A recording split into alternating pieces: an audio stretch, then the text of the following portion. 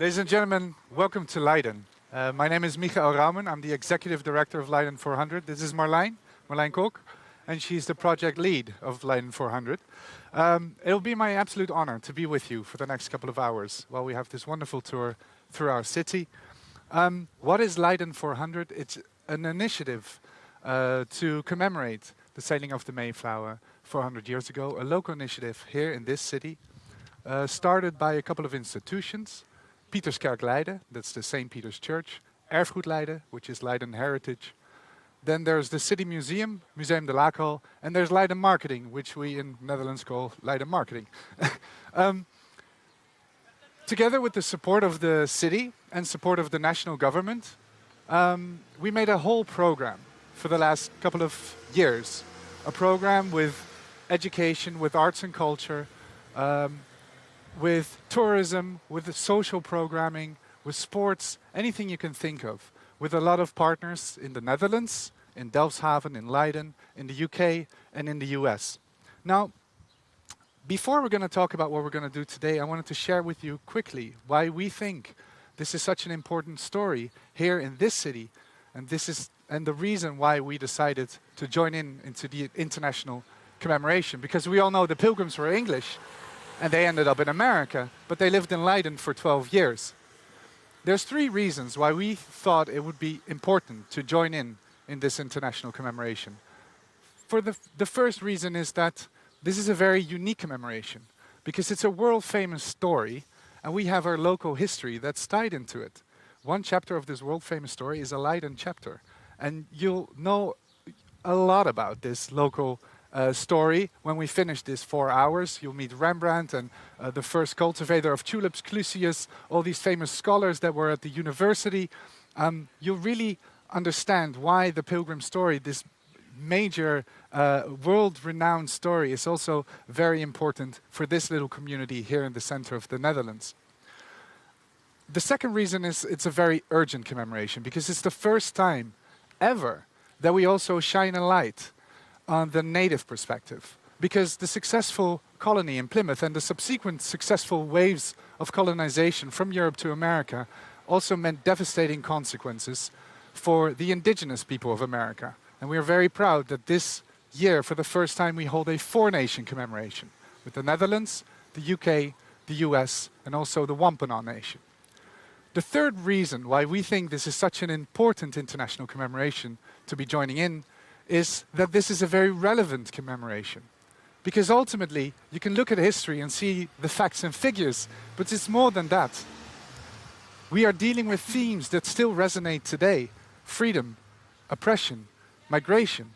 And it is exactly the reason why I'm so proud that all of these wonderful people and institutions in Leiden made programming that took the history and made it relevant in this day and age, so that we might inspire current generations and maybe even future generations with the lessons learned from our collective history.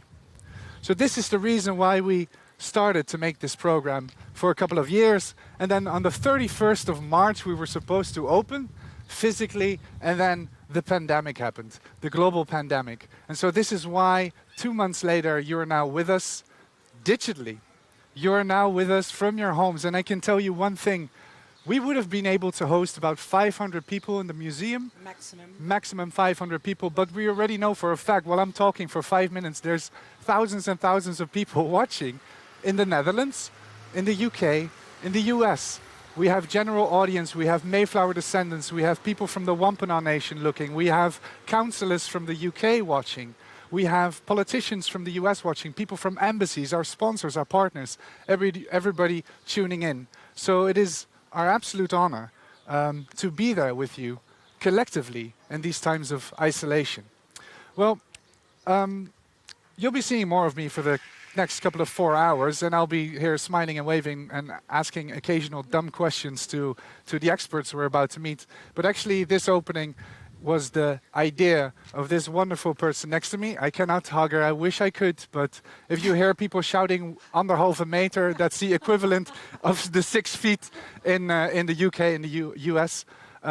Marlijn, thank you so much for organizing this. And maybe you can tell our dear viewers what we're going to do today. Yeah.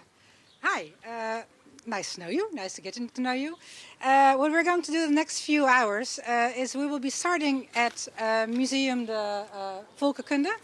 And then we will go to Museum de Lakenhal. And the curators of both museums, they will tell you everything about their exhibition.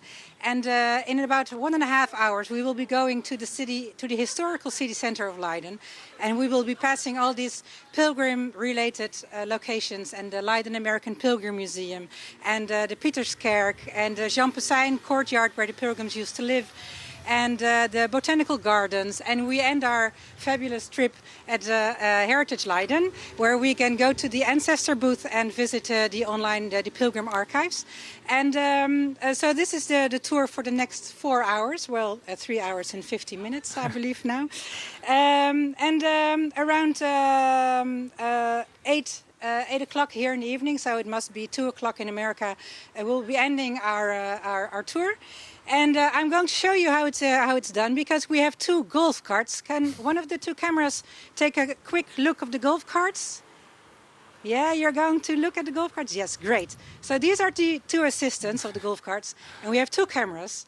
And the 2 cameras will be following me and Michael all the way along. And we will be showing you everything.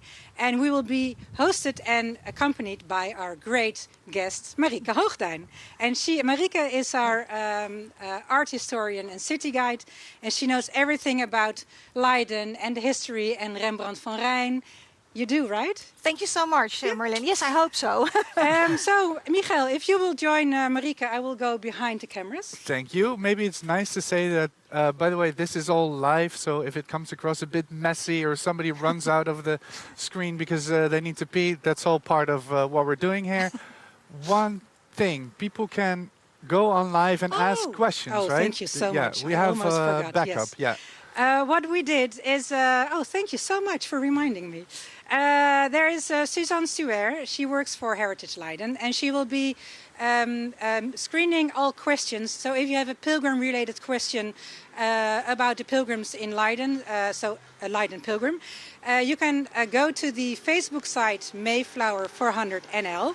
There will be Suzanne, she'll be behind the laptop or computer, and she will be answering all these questions. And we also have my colleague, Luc. And Luc will be answering all the questions that Marieke doesn't have an answer to. So if you have any questions, go to the Facebook site of Mayflower 400 NL, and hopefully questions can be answered.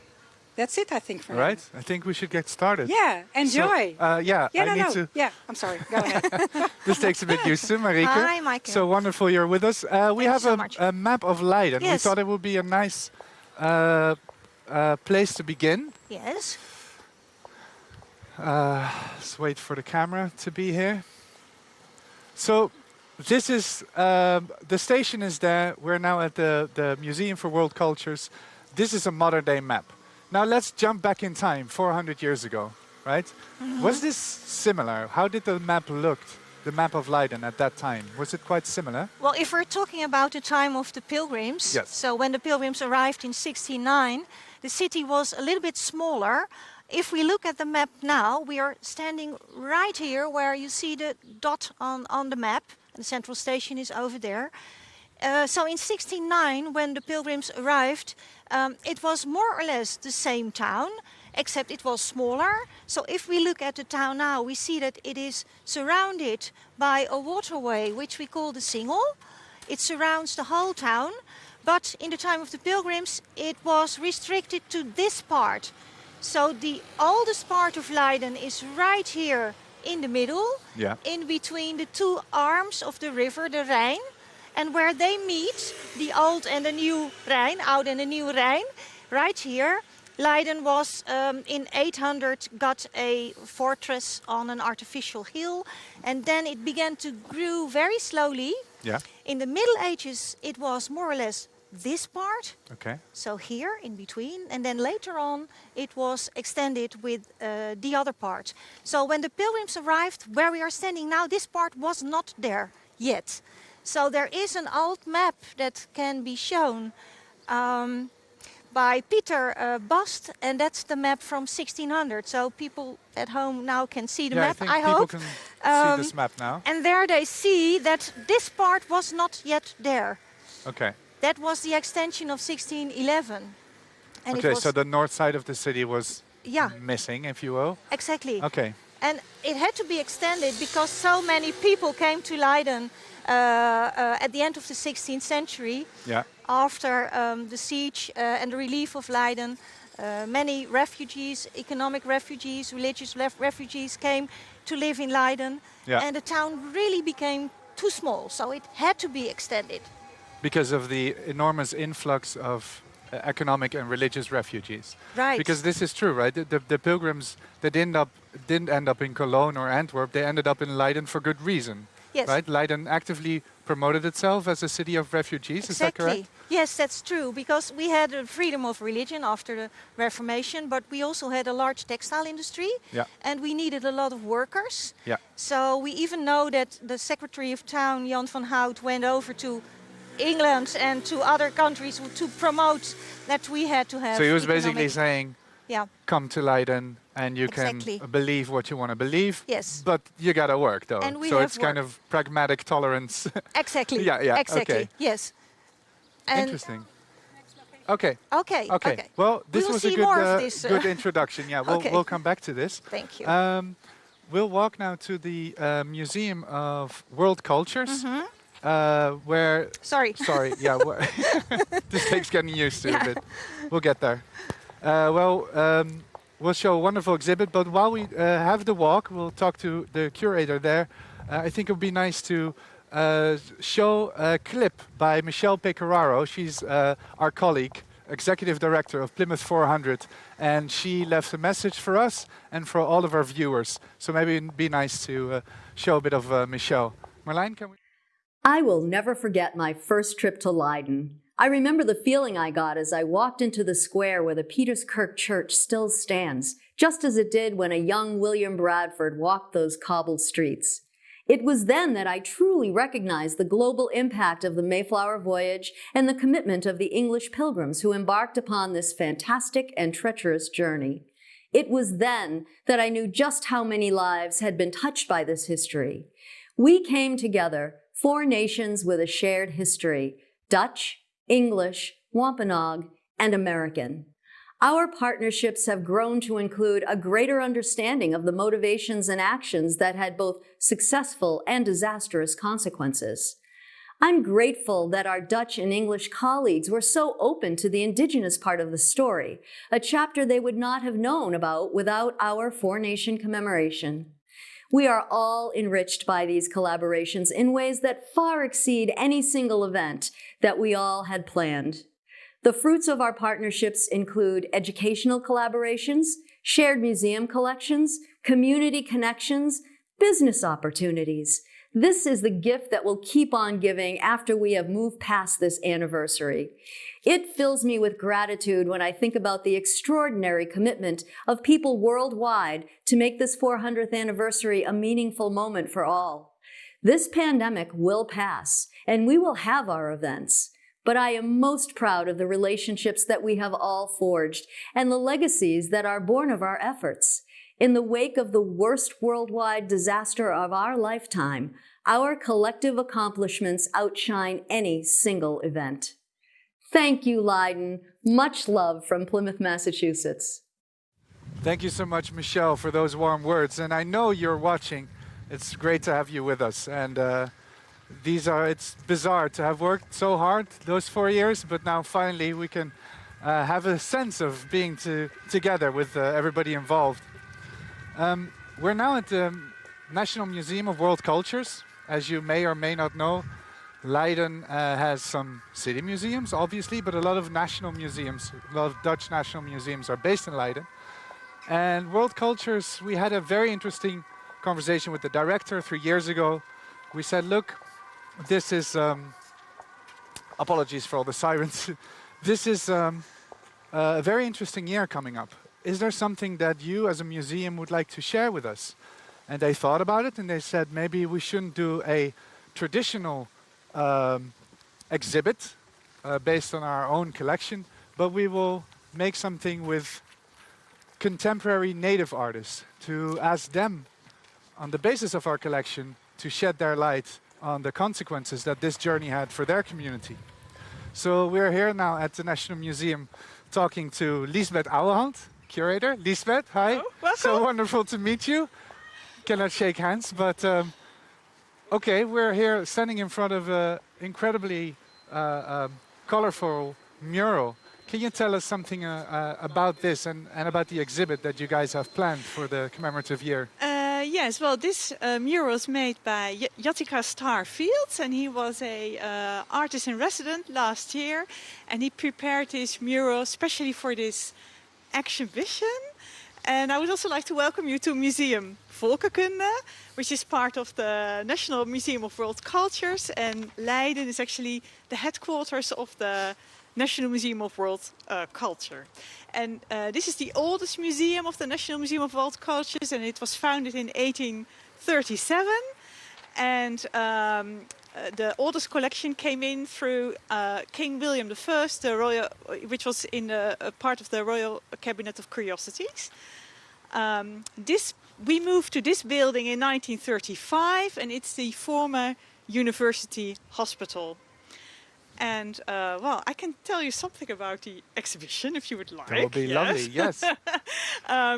Well, the commemoration year was for us an excellent chance to tell stories about indigenous North America. And that's what we decided to do. And we're with the exhibition called First Americans, we're talking about the resilience and creativity of indigenous North America.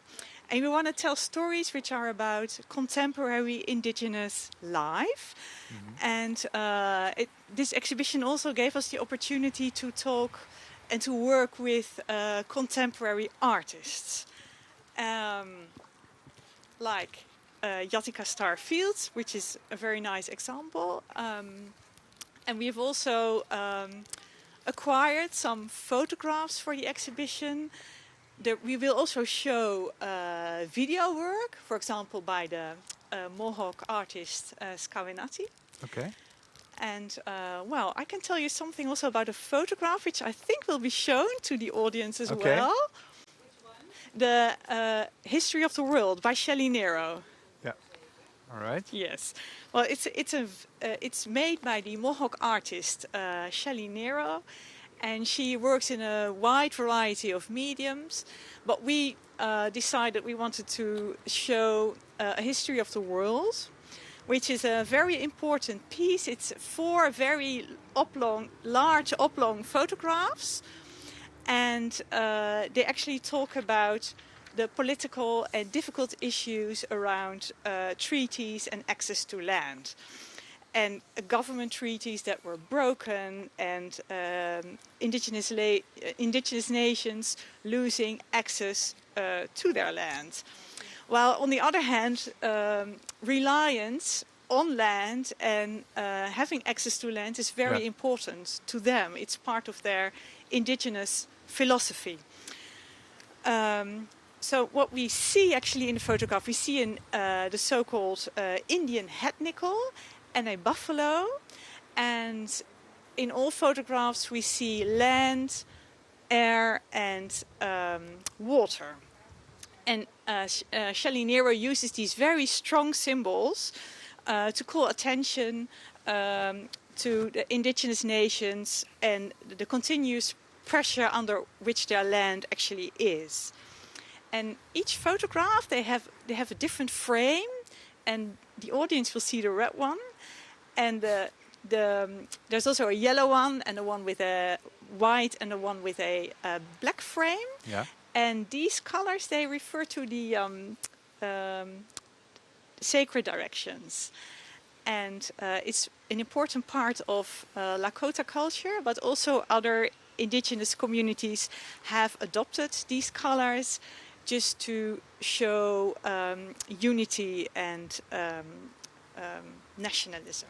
Another really striking work that I saw was the work by Cara Romero. Yeah. Can you tell us something about that? I also think we have a photo of that. Yes, that's also a very important work. She's called Julia.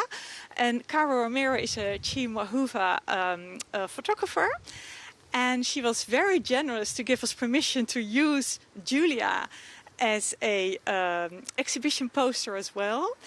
In the exhibition we will show 3 photographs of 3 different women, and they're all standing in a box.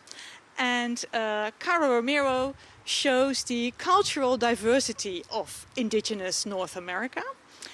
And Julia is also, it's a very important piece.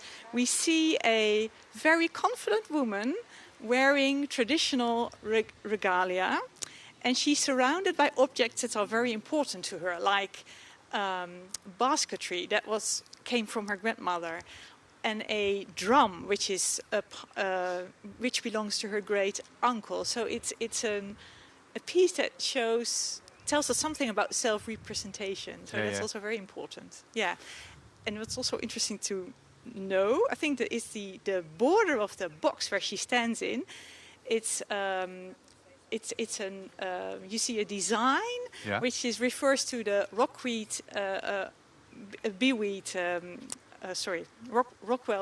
Mountains beeweed, and we also see that in Courtyard pottery. So that's also something that the people will see in the exhibition. Yeah.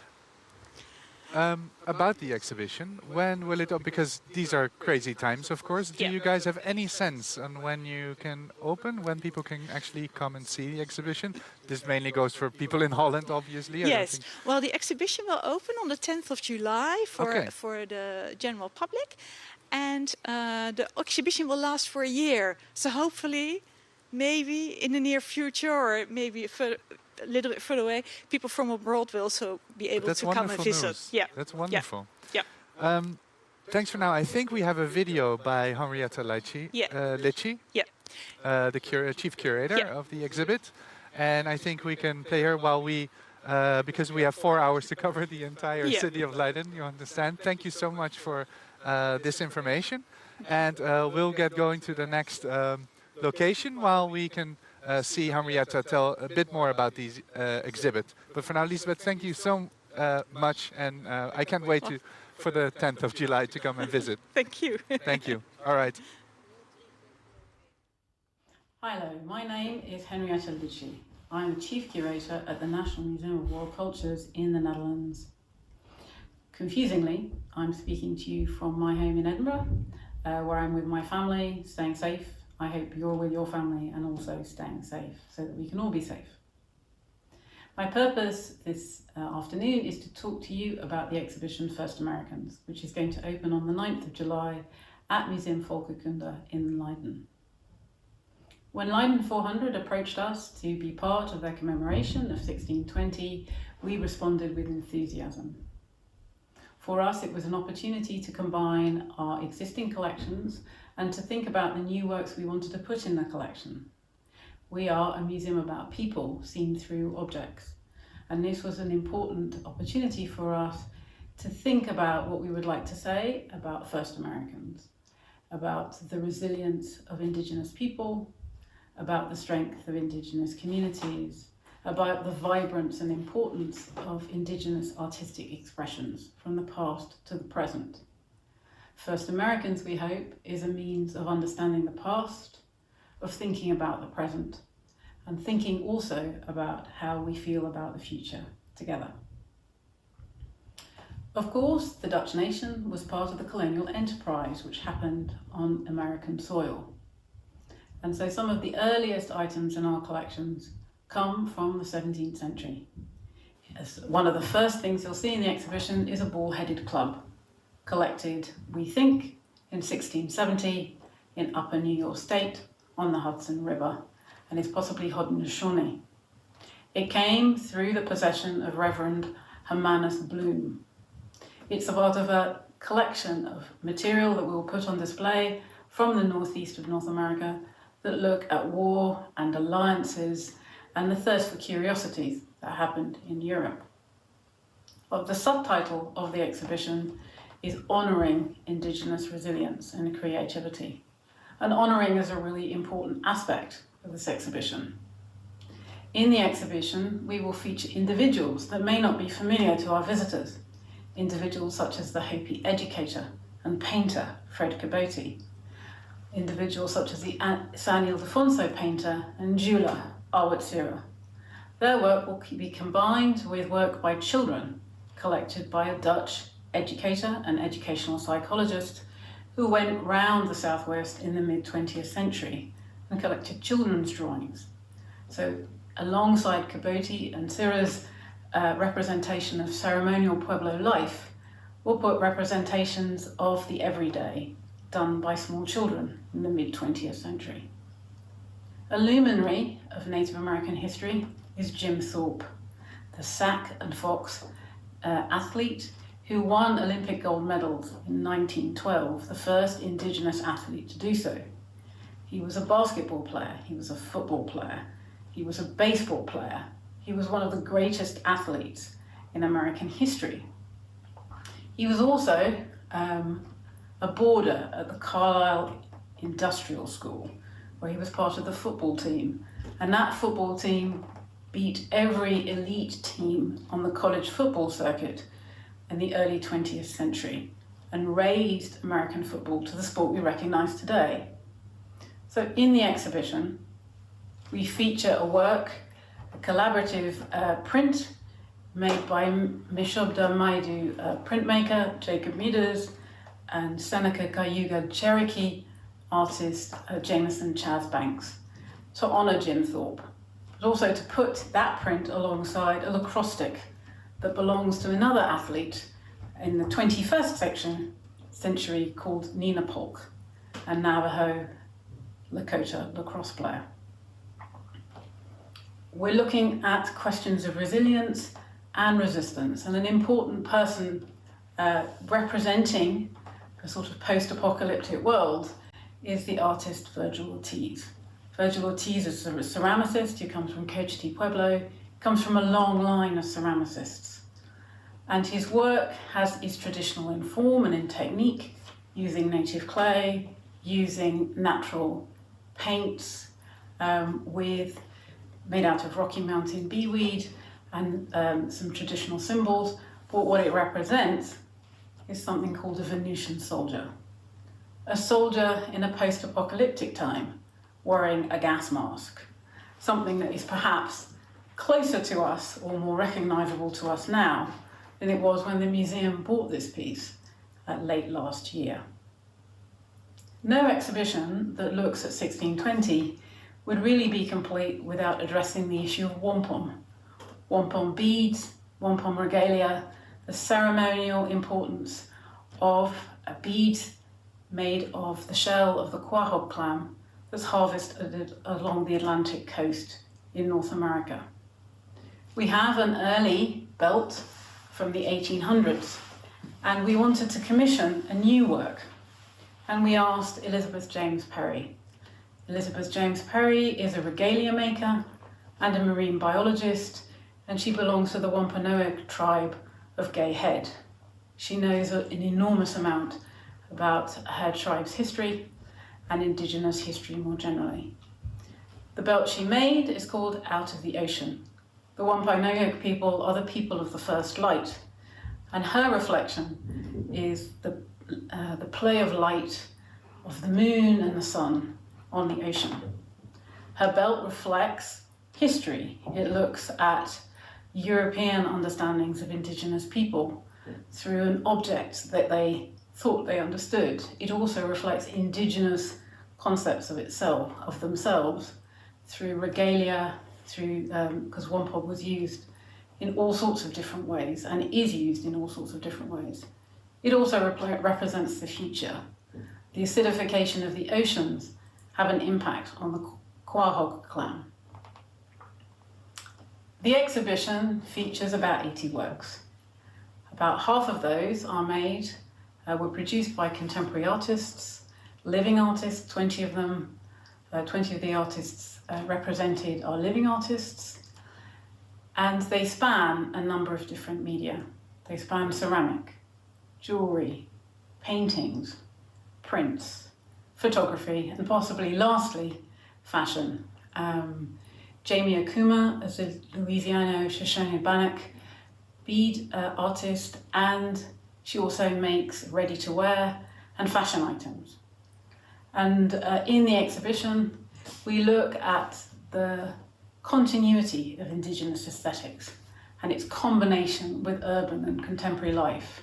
And one of the ways we do that is through Jamie Akuma's work, as we dress a full figure in all of the elements of her work: a hat, a scarf, a pair of shoes, a beaded bomber jacket, and a pair of leggings.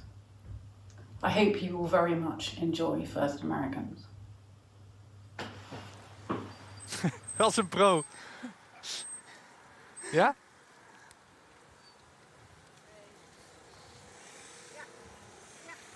Welcome back, ladies and gentlemen. As you can see, pretty Dutch site at the moment. It's quite busy. We're here at the market. Normally that's in the city center. I think for the first time in 600 years it's yes. not. Yeah, exactly. At least. So it's a bit crowded here. But we are here for a very good reason. Marieke, why are we here?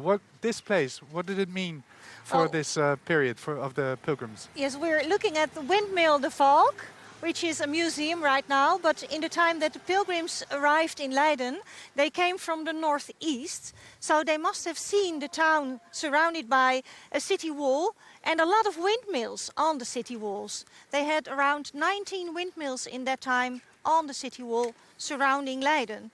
So there is a very nice painting of Jan van Gooien, which is in the collection of the Lakenhal. Yeah. And that shows exactly what the pilgrims must have seen when they arrived in Leiden. And Jan van Gooien, very famous painter, also from Leiden, right? From Leiden, yes, very famous. And Yeah, a lot we're of quite proud of landscapes. that. So the mill, it was already here when the pilgrims were here? This Yes. particular mill was Not here? this windmill. Okay. It was exact on that location, but it looked a little bit different. Okay. It was smaller. In 1611 there was the first one. Then there was a second one somewhat later in the 17th century. And this one dates from the 18th century. Okay. So it's called a stellingmolen in Dutch. Yeah. And it means that it's a high windmill to catch the wind, and underneath the windmill there is the house of the miller, where the miller could live. I think we also have an old drawing, 4.2, where you can see the mill and the defense wall. I think that'd be nice to Yes. show people so they have kind of an idea how it looked. Yeah. You mentioned Jan van Gooien and the Lakenhal. This is where we're going to go next, to Museum de Lakenhal, which is a stone throw away from this, the Beestermarkt, which is Yes. the animal market, right? What was the cattle Beestermarkt? Was it really where the market was where they sold animals? Yes, they did. This was meant for the lambs. Okay, the and lambs. then the other part was meant for the cattle. Okay, And it lasted until the 1960s, the cattle market in the city center. okay. So every week there must have been, noise of all animals going around, and Yeah, yeah, yeah. farmers selling them, yelling and drinking too much, of course. So they had to ring the bell before the market started. Otherwise, those farmers would be in the pubs and Yes. no market at all. Yeah, exactly. And this is quite a new area in Leiden, right? Because it's the north. It was bombed during the Second World War. This is why it doesn't look as medieval as we're going to go into now. But that's where we're heading now. So Yes. I suggest we walk to Lakenhal. In the meantime, maybe it'd be nice to hear from somebody else again. Paula Peters. She is the coordinator on behalf of the Wampanoag. And she was our colleague and partner for the last 3-4 years when it came to making programming and understanding more about the Wampanoag and the Wampanoag community. So it'd be nice to hear from her. And in the meantime, we'll go walk and try not to get hit by all these bikes. Hi, my name is Paula Peters. I am a member of the Mashpee Wampanoag tribe and a member of the Wampanoag Advisory Committee to the Mayflower Commemoration. I come to you from my home in Mashpee, Massachusetts, without the benefit of a haircut for more than 2 months. But I'm prepared to read you a statement about our participation. For hundreds of years, the Pilgrim story has been told with little or no acknowledgement of the Wampanoag sacrifice. Our story is one that has been marginalized and misinterpreted in favor of a romanticized version of colonization. Colonization, the word itself, has an underlying meaning for Indigenous people around the world. It has rarely occurred in a way that has tolerance for those who are colonized, and more often has resulted in their oppression, their forced assimilation, and even death. Past commemorations of the historic voyage of the Mayflower recognize the Wampanoag as a mere backdrop to the overarching Pilgrim experience. 50 years ago, that indifference resulted in a national movement of activism by Native American tribes from across this country. We demanded to be recognized historically, culturally, and as vital sovereign peoples. That I can address you today as a member of the Wampanoag Nation and a full partner to this commemoration is a significant milestone. But it is not just for the Wampanoag that this needs to be appreciated, because the inclusion of the Wampanoag story means that we tell the full story, and it is the Wampanoag story told in our own voice. That will lend balance to our history and inform the future. As a member of the Wampanoag Advisory Committee, I can tell you that we are disappointed that many of the plans and events have been postponed. I was particularly looking forward to spending some time on a houseboat in Leiden and getting to know all of you on a much more personal level. But the 400th anniversary need not be confined to 2020 as we are confined to our homes. I look forward to many online experiences as well as a time when we can safely come together to reflect on this very important history. Thank you. Sorry? All right. We have arrived at Museum de Lakenhal. I think, there is Jori. Come on in. Jori, great to meet you. Great to be here. Wonderful. It's what a privilege to be in a completely empty museum. Yes. This is one of my dreams. So we get the VIP treatment today. You got it. Yeah. I mean, tell us something. Tell us anything. Anything. Everything. Okay, everything. I will tell you. Well, first of all, I'm very happy that you're here, of course, it's good, because it's sad that we're closed during. Of course, yes. But at the moment, you are in the Cloth Hall, the 17th century Cloth Hall. And it's really a temple for controlling and governing the textile industry during the 17th century. And from the outside, you can really see what was happening inside this building during the 17th century, before it was a museum, of course. Yeah. So. And in the middle, you see three men checking, inspecting the cloths. And cloths, I don't know, did Marieke already explain what's Not so much, no. Okay, it's a woolen fabric. It's a bit like your coat. I dressed accordingly. Thank you. Thank you. And it was a very expensive fabric in the 17th century, and Leiden was the biggest industry of Europe where cloth was made.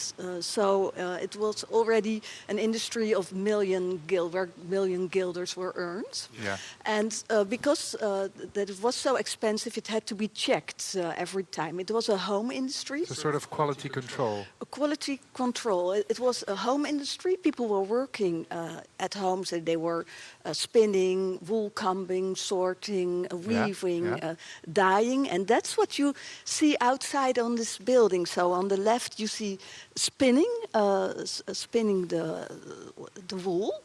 And on the next plaquette, you can see how two weavers are sitting at a loom and weaving this fabric. The middle, I already told you, that is where what's happened inside this building. And then on the other side, you see how the fabric is really was shaved because it had to be very thin, and lots of souplesse had to be in there.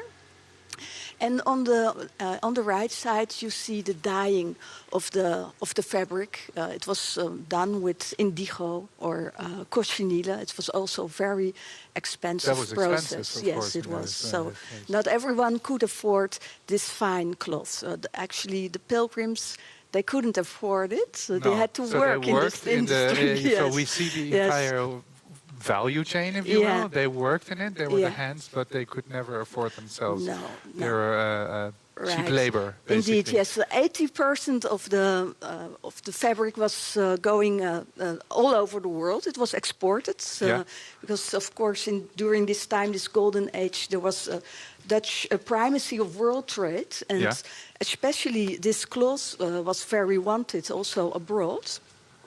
So it's. Here we are. Here we are, in an empty museum. Yes, in an empty museum. Yes, and because it became a museum in 1874, a museum of fine arts. Yes. And, also of history, of course, and arts and crafts. And we do have some Rembrandts here and other paintings from the 17th century, like Jan Steen and Jan Lievens. So I think it's.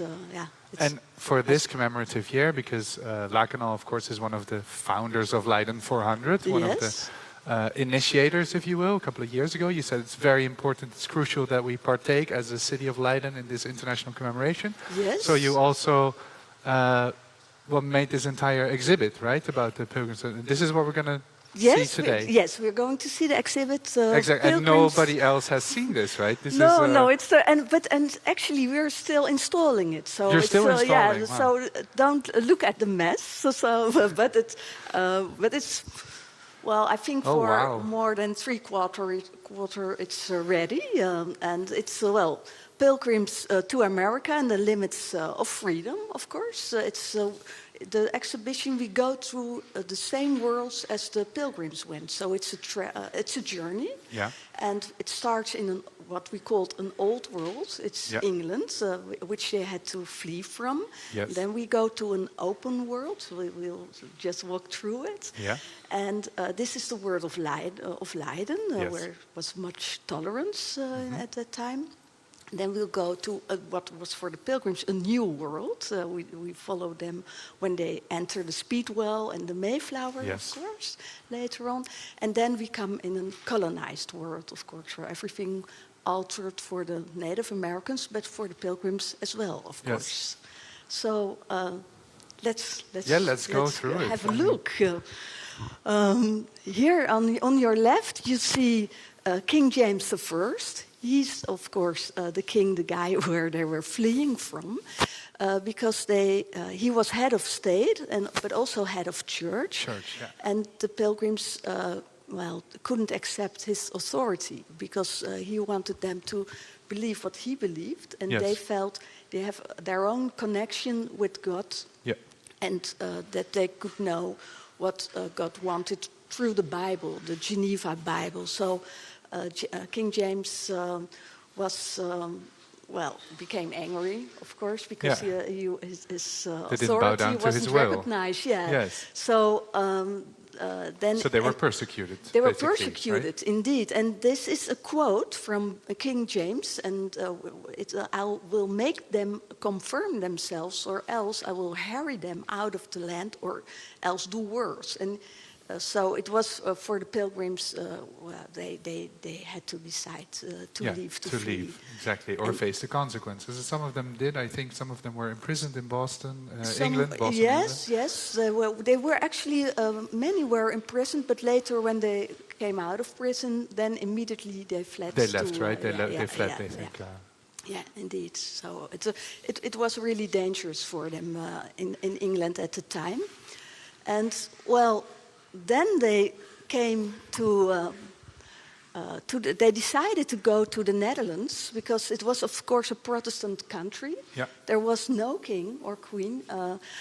It was ruled by the States General and the Stadholder, King of Maurits, Stadholder Maurits of Orange, and they knew Holland quite well because William Brewster had been in Holland before on a dip when he was joining the ambassador of England in 1585. And here we see a real large flag of the Armada because, of course, the Dutch and the English were fighting together the Spanish king against the Spanish.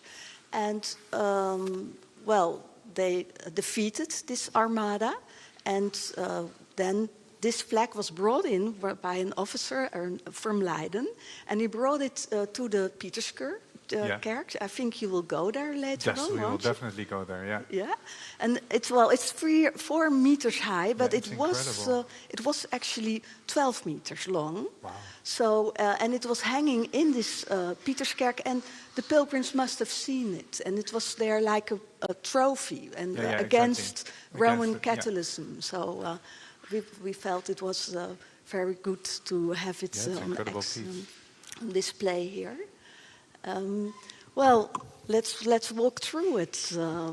Here you see Dutch or Delfts wear towels, blue towels, and of course we don't know how the pilgrims looked like. There are no portraits of them, only of Edward Winslow in Plymouth, US. So this is all the exhibits that you see are really from the time of the pilgrims, so it's you really can get close to it. It's like an historical sensation. Yeah, exactly. And they must have seen those towels, and it's our ordinary people, ordinary men, women, but also children, who went to Leiden, about 100. I think you will go to Heritage Leiden also, won't you? Yes.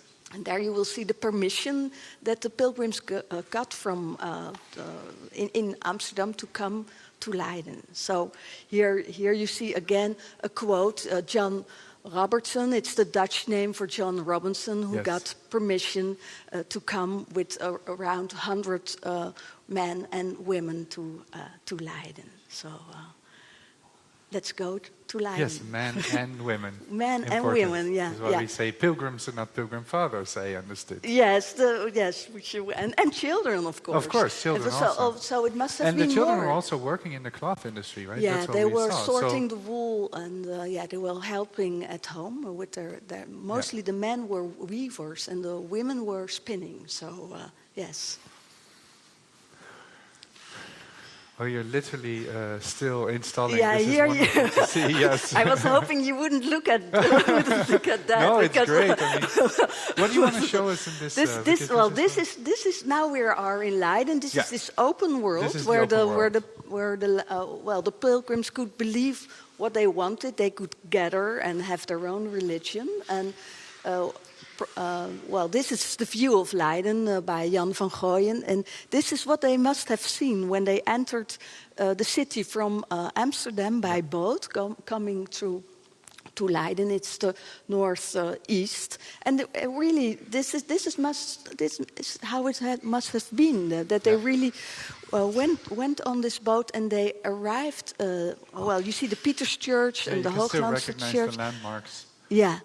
And it's still quite we don't have any high rises, so it's quite, you can really recognize it as it is today, right? Yeah, that's why I like working so much in this city, because it's an open air city. When you walk through, it's easy to imagine what the pilgrims must have seen. Yes. And they came by boat, and then they really stopped at the center of the city. This is the place where they, what they must have seen at first, and I think you will go there also. This is where the two Rhines confluence? Yes, the old and the new Rhine, where they come together, and here you see a market like you must have seen outside when you came over here. Those buildings are still, of course some changed, but most of them are still standing there. And here again, then we have beautiful drawings from again this cloth industry where they worked in around 70% of the pilgrims must have done this work. We know that William William Bradford was a weaver, and Samuel Fuller was a weaver, and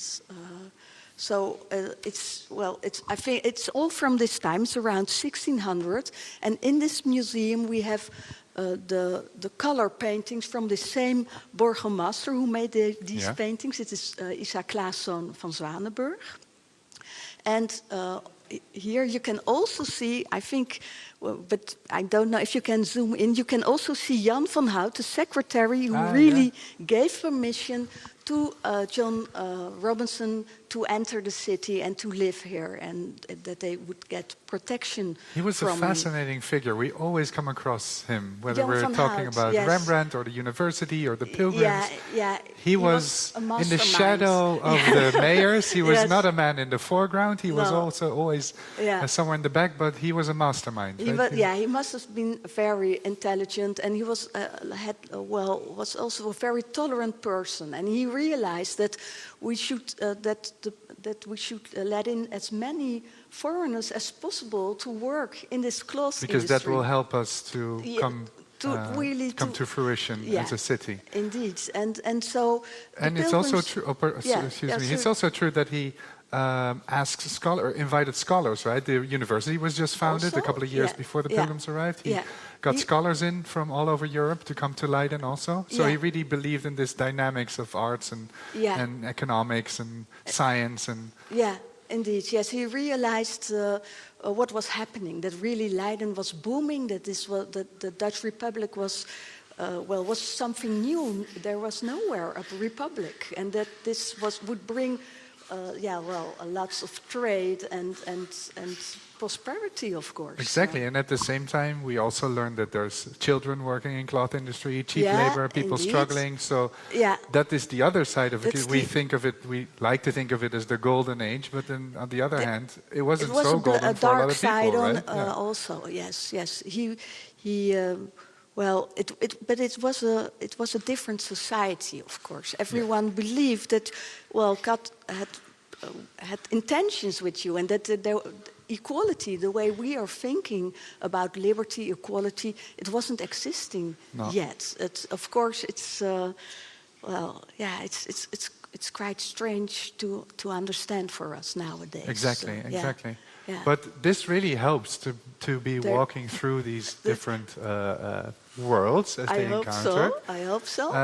So the next one, or you want to show us more about maybe this? if we do have some time for it, then this, because the Pilgrims were also printing, of course, or at least they were publishing pamphlets against the English king and church, because they were against the hierarchy in the church and the old rituals in the church, and they were smuggling in pamphlets that they were printing here in Leiden. And it was by William Brewster, and he was probably assisted by Edward Winslow and William Brewer, who invested in this business. It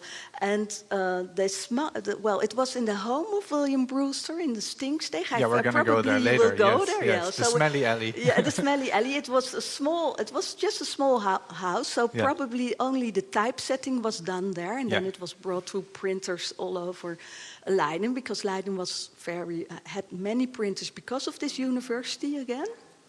But what's interesting, that those pamphlets were smuggled in those barrels. Oh. They had false buttons, and then you put the pamphlets were put in there and then brought over by ship to Scotland and England. So this is what really made the English king furious. Very upset. We're really very upset, and he was intervening here in the Dutch Republic. So the Pilgrims didn't feel that safe anymore, and it was one of the reasons why they wanted to leave also for the new world. Because that's interesting. When you read about the Pilgrims, a lot said, Netherlands was too tolerant for them, but that's just. If you imagine why you would leave, there's of course also multiple reasons, right? Yeah, there were many so reasons. The end of the truce with the Spanish Indeed, was near, I think, right? So they were not doing so well economically, is that correct? It was hard work for them, exactly. and they were living on existence level. So, so they really felt they had nothing to lose in a sense. But also, there were opportunities. All of a sudden, there were travel journals by John Smith, of course, and which told them there were opportunities outside and that there was lots of freedom to gain in a new world. And that brings us to this. Do This I is- dare to start a new life? That's Do I basically dare? what we're talking yeah. about. And not all of the pilgrims dared, of course. So 1/3 of them Yeah. left, and 2/3 stayed in Leiden. Yeah, most stayed behind. Also, some of them couldn't afford, of course. A Yeah. lot of them actually became an indistinguishable part of Leiden community, right? Yes, they We still have integrated, yes. pilgrim descendants amongst us. and Yes. the people don't know that Yeah. they're even descendant from the pilgrims. True, yeah. Um, This is yeah. about the new world, about the people who decided to start a new life. As you may have noticed, everywhere this reflection house is in the middle of a room. We have 4 of them, and it's the public, the visitors, I hope that they will come in June, have the opportunity to contemplate, to reflect on these questions that are still universal, of Yes. course. So what would you do if you had to make this decision in your time? And of course, lots of people have to make these decisions. Should I stay or should I go? Should I flee? Can I be who I am? Your freedom, my freedom. So, but that's here is this what all kind of artifacts that the pilgrims actually took with them to this new world. They had to decide, what should we bring with us? Of course, we know that they took the speedwell and later on had to take the Mayflower, and that they couldn't take that much things with them. But from these things, we know that they took that with them, and we see also here. It's very strange, I guess. One of the pilgrims, William Mullins, and actually Suzanne Suwer of Heritage Leiden, she's willing to answer questions, I believe. That's correct. Online, yeah. So I mention names. So if people want to know more about these pilgrims, then they can ask. Ask her a question. Suzanne. But William Mullins, he took 80 pairs of shoes with him, and we don't know why he did it. Was it to trade, or was it that he was thinking, well, we're gonna need them? I'm not sure, but that's the reason why you can see shoes here in this showcase. One painting I really would like to show you, which is very special, is the departure of Delfshaven. Yes. It's the most interesting painting of this exhibition. It's made in 1620 by Adam Willards. And here you see Delfshaven. It was the harbor of Delft. And it's near Rotterdam, from where they left. And here you can see the speedwell waiting for the pilgrims. And here they are shipped in with this smaller vessel. And these men and women, one of the things that you can see is that they are very well armed. Yes. They have weapons with them. So they knew it was going to be a dangerous journey. There were pirates, so there was a risk. But they were also willing to fight when necessary. Of course, they've had read journals from travelers to the New World who thought there were savages in this country, and that's why we also have this quote of William Bradford, because on the other hand, they were thinking that it was an unpeopled country, what is, of course, wasn't true. No, it wasn't true. And so they brought lots of weapons with them, and what's also very interesting, I think, is that it's quite colorful. Those people aren't wearing those black suits that we are As you might expect, exactly. Yes, which has been told in the 19th century, that it were really Puritans the myth of the Puritan. and in black. But actually they were quite colorful, wearing suits and dresses. And here you see a lady also. She's wearing or having a pike in her hand, and those pikes are still. We do have them in our own collection. This is from your collection, right? Yes. And this painting is from the Museum of Fine Arts in Boston, if I understand correctly. It has been bought by them. Yes. Yeah, It exactly. has been bought in the Netherlands by the museum. So we actually have the premiere here in Leiden, and afterwards it's going to Boston. It's going to Boston. Last time I was there, I was talking with the museum, and they're going to do a day full of education around this painting and about the Leiden time. So it's quite exciting. It's wonderful to see how a piece travels from one country to another, highlighting our common history, basically. It is, yes. I think Delfshaven might be jealous. I wouldn't have minded if it would stay here, I course, guess. but it's maybe we can throw in a good word for you guys. Again, you see weapons, helmets, and in the other room you can also see fire weapons, of course, which were brought in by the Pilgrims and were new for the Native Americans, of course. And it's quite strange because it says in the quote, unpeopled, but yet they brought arms. They weren't really sure. I think that's the problem is that they weren't looking at the Native Americans as people. They saw them as savages, as barbarians. Non-Christians. And you know what happens with non-Christians, with barbarians in the Bible. So they were really thinking them as inferior, as wild beasts almost. And they thought that this country was just for the taking. And of course, the coming of the Pilgrims meant a total new world for the Native Americans, and it was the beginning of the end. Yes, and this is why you decided to have this fourth world. Really to try to explain, this is the colonized world. It is a world they took from Native Americans. This is what they saw when they entered. You see and of course it took for some months before the Native Americans came. They were watching them all the time, and of course later on this peace treaty came, and that's how they survived. And we do have the animals that were, of course, were traded like beavers. The beaver hats were very popular in England, but also in Holland. And it was this one.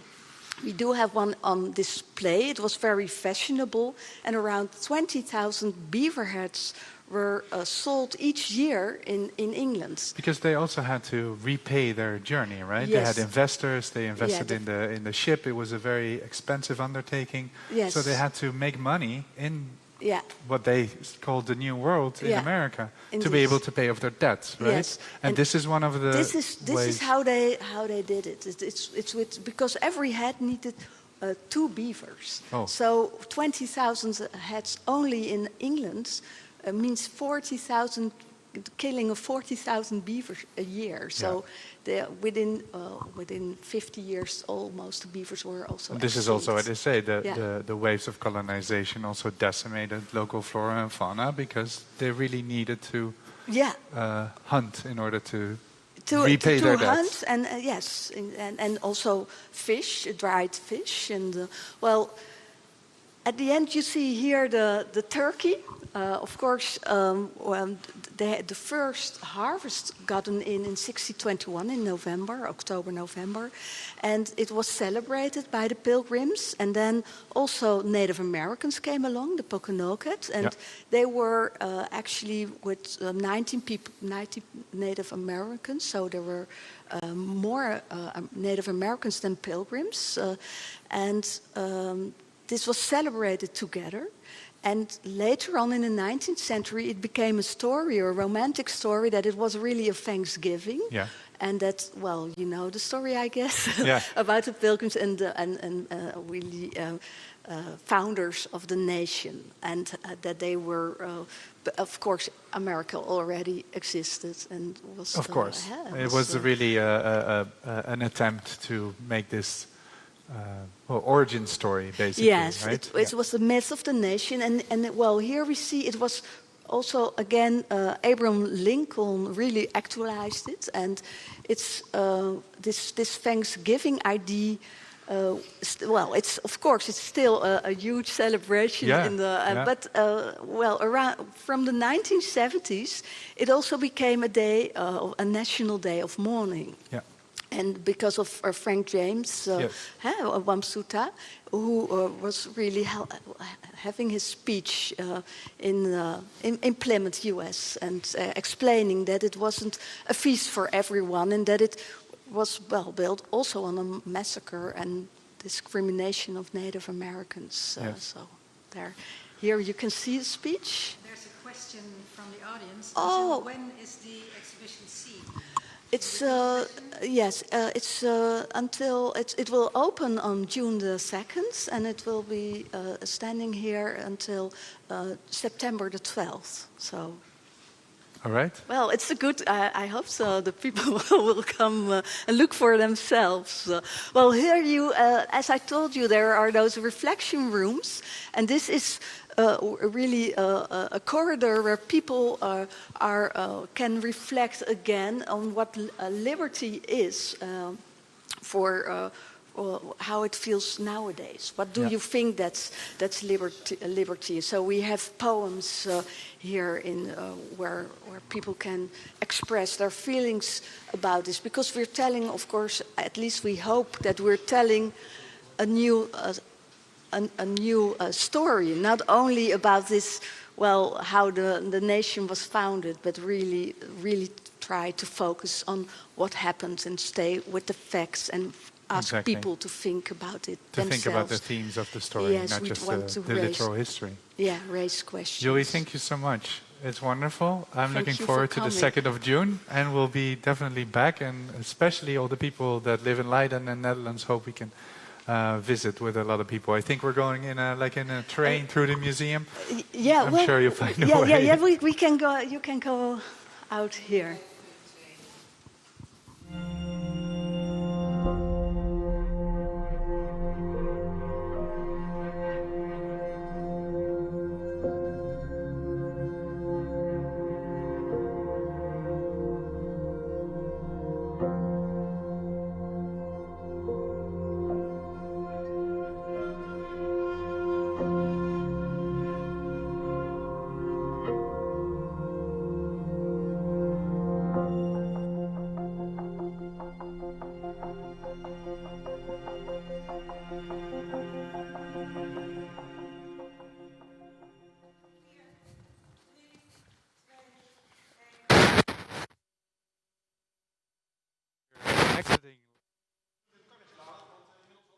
Outside. Keep this. Where are we going? Is that something I can ask Marika now? Another very interesting part of the Pilgrim story. There you are. Okay, let's go this way. Okay. We're leaving Lakenhal, this wonderful canal. We have the oldest theater of Western Europe, I think. Mm-hmm. It the dates Leidse from... Schouwburg. Try and say that in English. Well, I wouldn't translate that. It's such a beautiful name. But it dates from 1705, so the oldest still in use theater in the Netherlands, yeah. And is it true that this was kind of beer central in the 17th century? Yes, we had a lot of breweries in town. Beer was the only thing you could, safely drink. Something else than the water you're taking now. The water was not safe to drink because of, it was not clear. You could get cholera out of. So the water was contaminated. It was just unsafe to drink. Right. So everybody drank beer. Also, children drank beer. Kids drank beer. Yeah, but they say that the percentage of alcohol was a little bit lower than today. Yeah. But, you know, I don't know if that's true. And as we are walking on the bridge, we also have a very nice view at the facade of the Lakenhal. But I think you already saw it with Jory. Yeah, we went and saw the courtyard. Yeah.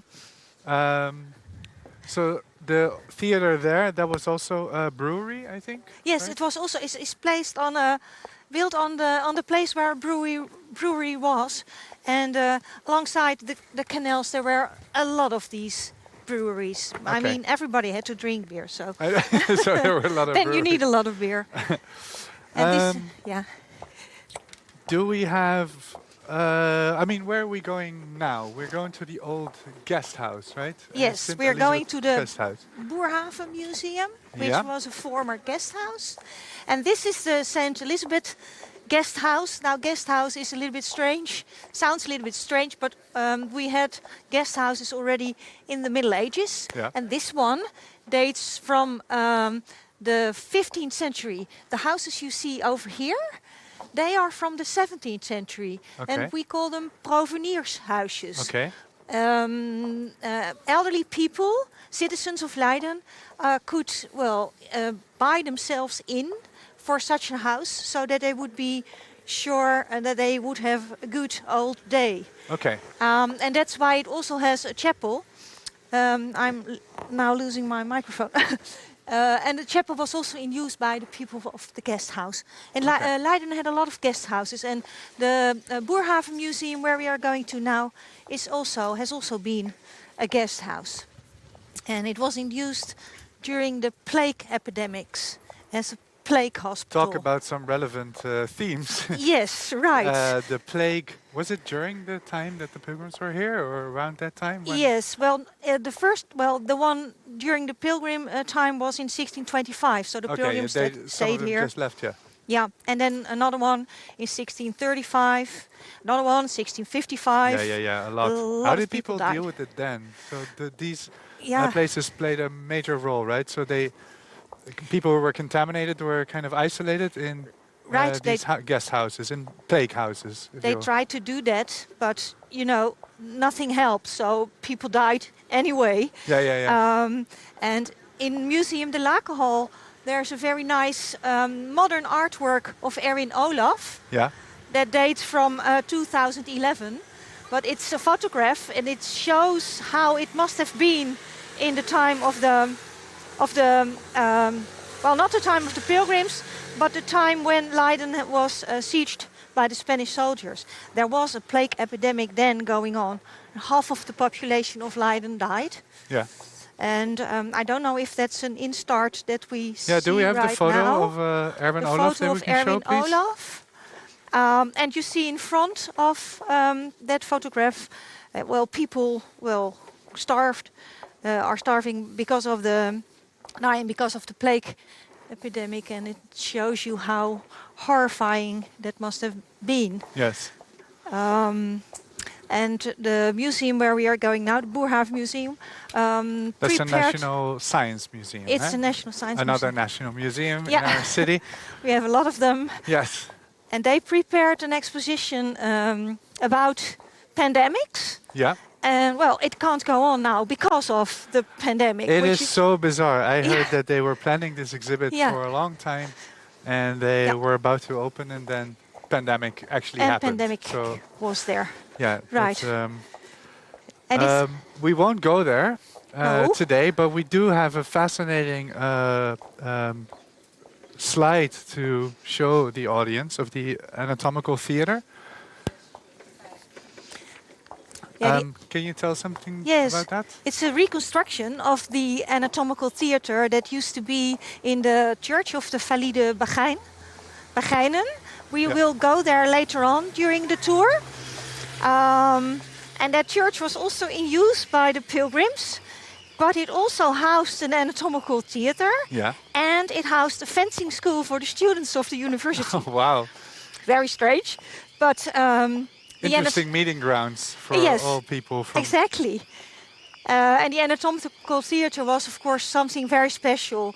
It was the first time that they did things like that. So in wintertime, when it was freezing and when they had a corpse, then they could give an anatomical lesson.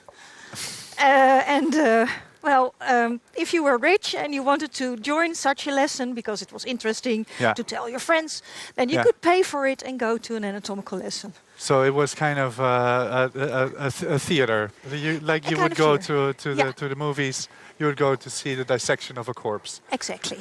Wonderful. And on the print you also see people richly dressed, and those were the people who, well, paid to attend such an anatomical lesson. Very interesting. We have arrived at the Onze Lieve Vrouwekerk. I think, Marlijn? Yes. Ariela? Ariela, so wonderful to see you. This is great, by the way. This I haven't seen everybody for 2 months, and now everybody just walks into the screen.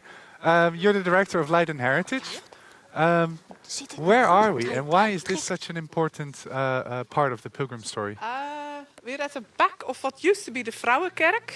I say used to be. There used to be an enormous church here, but as you can see, only a bit of the choir is left.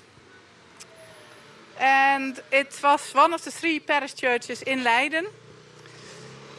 It was used by the Walloon community. Except for the Pilgrims, Leiden also had an enormous refugee community who were French or Northern Belgium, Walloons. And they had that church here. And some of them even went with the Pilgrims to America. So it was the poorest church, and that's why they gave it to the immigrants. It was a fairly poor neighborhood. Mm-hmm. And the Walloons mostly stayed here. Some of them also went to America later to found New Amsterdam. But because it's such an important pilgrim place, we have commissioned a few reconstructions of pilgrim places as they would have looked at the time of the Pilgrims. Because this is one of the main projects of Heritage Leiden this year. This is one of our main projects. Digitally reconstruct some of the places that are no longer with us in full glory. Yes. And this is basically, we're going to see 3 of those places today, and this is going to be the first one. Yes. Why is it important to reconstruct these places? Because we have a lot of documents. They are all written in 17th century script. They're difficult to read. We have transcribed them. You can read them on the database. But if you want to have a real feel of what the city the Pilgrims lived in looked like, you really want to see the buildings as they were. There are a lot of buildings which are still the same, like City Hall, but there are an awful lot of places which have changed. And we wanted to give people the feeling, this is the city of the Pilgrims. Yeah. And this is still going on, the reconstructions as we speak? As we speak. There's still scholars and technicians working on it? Yeah. It's a combination between historians, building historians and 3D experts. And they find all the information they can about the building. We have some pictures, but also some charts where you can see the actual sizes, the footprint. Yeah. And from all that information, they built the building. They kind of rebuilt they can rebuild the building. I think Theo will tell you a bit more about it later. Yes, we'll meet Theo, your colleague in this project later on. So when will people be able to see this online? The first reconstruction is online now. That's Breestraat. That will Theo explain to you later. I think today you'll get a sneak preview of this one. The Bagijnenkerk is also nearly finished. So I think over the next few months, watch this space. Wonderful, wonderful. And a bit more about, is there anything more you can tell us about this place? Yes, I said some of the Pilgrims went with, some of the Walloons went with the Pilgrims. There is one marriage in our records between Hester Mailleu and Thomas Cook. They went on the Mayflower. And Hester Mailleu's nephew, Philippe de Lannoy, he was baptized here and he went on the Fortune, followed his aunt basically. And he is an ancestor of Franklin Delano Roosevelt. That's where the Delano comes from. Delanois, Delano. Delanois. Yeah. She has Wallonia roots. Yeah. Marlijn, can we show some Oh, we already did. Yeah, the people at home already saw this footage. Ariela, thank you so much for now. I think we will meet each other at Heritage Leiden again. See you later. You'll tell us something more about the Pilgrim archives. So see you in a bit. Okay, see you. Enjoy. Marike. Yes. Yeah. So this is an interesting little gem in our city. Yes, it's a very special house. Well, we're glad it's still there. It says in Dutch, stadsbrandspuiten. That means that this was in use by the firemen in the 17th century. It was, of course, very dangerous with all those wooden houses in the town. And in 1614, it lasted until 1614, until they invented something like a fire hose. A fire hose, right? Yeah, but not as we have it today. They had to, well, put it in a bucket with water and then fill it, and then they had to go to the house and try to extinguish the fire. And that was housed inside here, so they could get in and out with a kind of, well, car, I think, with the thing on it, and then all the buckets. Still special that it's still here. We have several of them in Leiden and different at spots. different locations. Yeah. Oh, okay. Well, how I think in the meantime we'll be walking to the center, the place where the old Rhine and the new Rhine confluence, I think it's called. I'm not a native speaker, but come together. While we walk there, I think it'd be nice to hear from one of our international partners again. This time people from the UK. I think we have Adrian Vinken, who is the chairman of Mayflower 400 UK, and my dear colleague Charles Hackett, the executive director. First, I think we are going to listen to Adrian Vinken. Hello Marleen, Martijn, Michael. On behalf of all your English partners in the Mayflower commemoration and project, we just want to say we're really sorry we can't be with you. I'm speaking to you from an empty Plymouth, to you in an empty Leiden. But we wish you all the best for your launch on Saturday, and look forward to the time when we can come back to Leiden to enjoy the Pieterskerk, to the Lakenhal, and to see your wonderful Intellectual Baggages Museum. It's been a great partnership so far, and we look forward to building on it towards the back end of this year and next year to enjoy the cultural richness we all share together. And look forward to seeing you online and having your virtual tour on Saturday. Tot ziens. Hello, my name is Charles Hackett. I'm the Chief Executive of Mayflower 400 in the UK. This 400th anniversary commemorative programme is the first time that this anniversary, this heritage, this common culture has really been looked at and commemorated from a Four Nations approach. And with our partners at the Wampanoag Advisory Committee, our partners in Plymouth and the whole of Massachusetts, and of course in Leiden, have really come together to create something and prepare something that was really special. As we look to put on this programme across our nations through different means and in very challenging times, I think the connection between our countries, our places, our communities, and the historical legacies that of the past, but also the partnerships into the future, will be so important. I'm sorry not to be there with you in Leiden today. I'm looking forward to taking part remotely and visiting again in the future, and encourage you all also to come and visit the other locations and explore this history that binds us together over the coming years. So finally we are arriving in what a lot of experts have said, the real city center, right? Where the old and the new Rhine come together. Mm-hmm. And we will see, or our guests will see, the weighing house, the Waag, as we say it in Can you tell us a bit about that? What kind of building is that? Well, the weighing house itself, as we see it now, dates from 1658, so a little bit later than the time of the Pilgrims. But before this weighing house, there was another one. Not so beautiful as this one, perhaps, but it was in function. And it is the center where the market took place.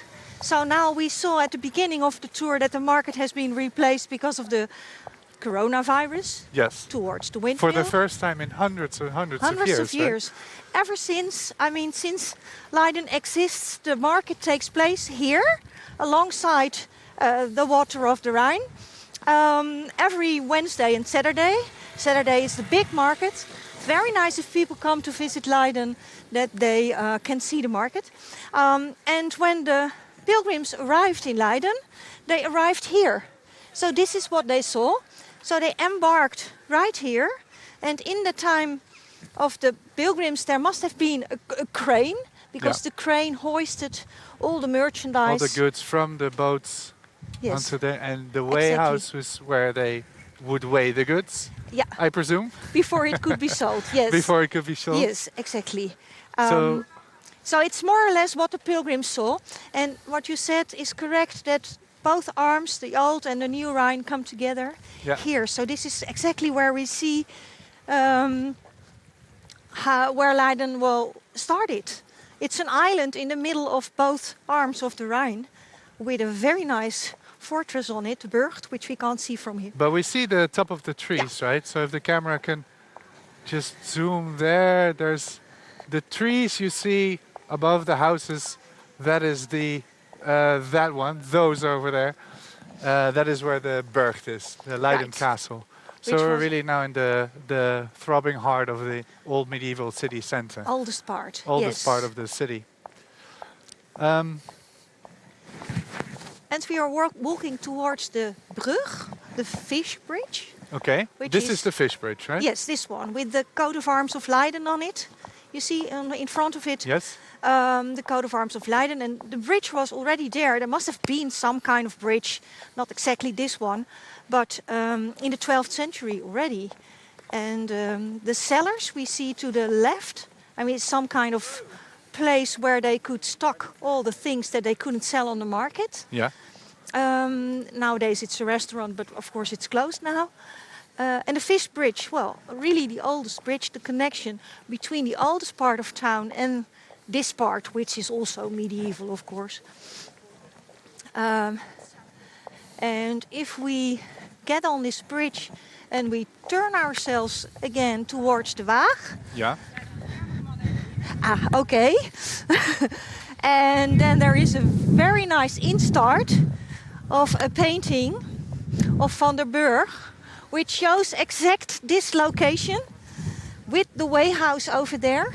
And then we can see, or the viewers can see, that it didn't change at all. So it still looks the same, as many, parts of Leiden do, of course. While we are showing the viewers some footage, I think it'll be also nice to, you mentioned briefly the coat of arms of Leiden. Yeah. We came across it a couple of times, the two keys. Cross keys. Marlijn, maybe you can show the coat of arms of Leiden, first page. We have the coat of arms with Hic Libertatis. The Hic Libertatis Ergo. Right. There's a Latin words on it. Hic Libertatis Ergo. Mm-hmm. What does it mean? In Dutch it means dit omwille van de vrijheid. So this for the sake of freedom. For the sake of liberty, for the sake of freedom. Yes. So this is kind of a theme that runs throughout the city, right? It's the motto, you could say. It's the motto of the city. Of the city, Then we have the motto of the university. Yes. Praesidium Libertatis, university that was given to the people of Leiden after the siege ended. Yeah. Which means what exactly? Bulwark of freedom. The seat of liberty. The seat of liberty, kind of way. yeah. And the two red keys that you see everywhere in the city, even here, like the lantern posts, everywhere there's really keys, everywhere. keys. In Dutch we call it Sleutelstad, right? Sleutelstad. The city of keys. Yeah. Why these keys? What's with these keys? Well, these keys refer to Saint Peter. And Saint Peter was the patron saint of Leiden. That's why our oldest church, where we will go on later, is called the Pieterskerk, Saint Peter's Church. So we have the keys are the keys to heaven. The keys of heaven, of the gate of heaven. The gate of heaven. I always joke that there's a spare key for the citizens of Leiden, but it's yeah. This when I first came to Leiden, when I was 18, I started studying here. This was one of the most bizarre things. I've never seen such a really. To me it was a very bizarre. What kind of bridge is it? What is it? Well, it's not the Ponte Vecchio in Firenze, but well, you know, it's a covered bridge, but the bridge itself is much older. I don't know if we will show it now, Marlijn, but there is an instart with a drawing from the bridge. From the other side. But we can better do that later on. We'll get there. we're jumping way ahead. Yeah, well, no, okay, so we will talk about this later, about the special bridge. While everybody tries to practice social distancing. Yeah. As you can see, our viewers in the US and the UK can see, Netherlands is slowly opening up again. Yeah. So people are allowed out for necessary things, but also for a little stroll. So life is slowly coming back to normal. But and normally it's crowded here. Normally always, you could walk on the heads here. On the so heads, let's. yes. I mean, it's not like it's busy. It might seem that way. Yeah. It's one of the coziest parts of Leiden with all these old streets. Yes, and we are walking now towards the Leiden American Pilgrim Museum, Right. and there's somebody that I want to introduce to people watching now.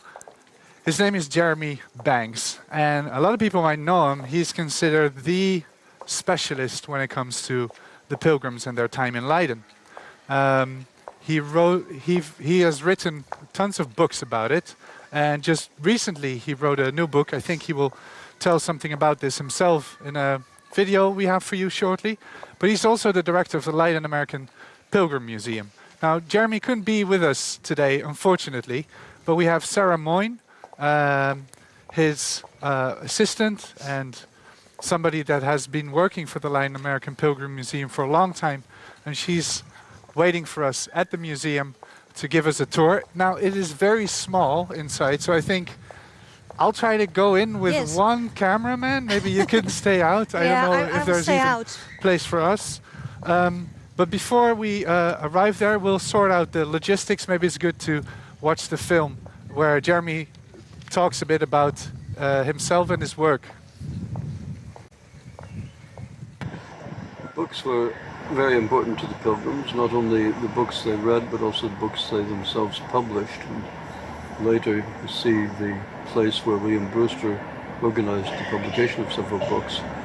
There have been hundreds of books about them since then, and for this year we have two ourselves. One is my book about Plymouth Colony, which also has a chapter on the sources that William Brewster used for knowing about Dutch law and how it was important. The other one is a catalogue for an exhibit that is now just imaginary. This is the exhibit we would like to have done. Circumstances have changed that. It's about books that the pilgrims owned, and it gives catalogue entries and essays about the books that they read, how they were important to them, and some particular topical essays about, for example, paintings of books in Leiden in the 17th century, and biographical notes about two of the pilgrims who are often overlooked, Isaac Ellington and Thomas Willett. A nice introduction by the expert on Puritan religion in New England. But I wrote most of the catalogue entries and a small essay about the pilgrims as publishers in Leiden. So we're happy to bring this out, even though the exhibit has been cancelled for various reasons. The catalogue exists even after an exhibit is or is not taking place. So this is our major contribution as a museum this year.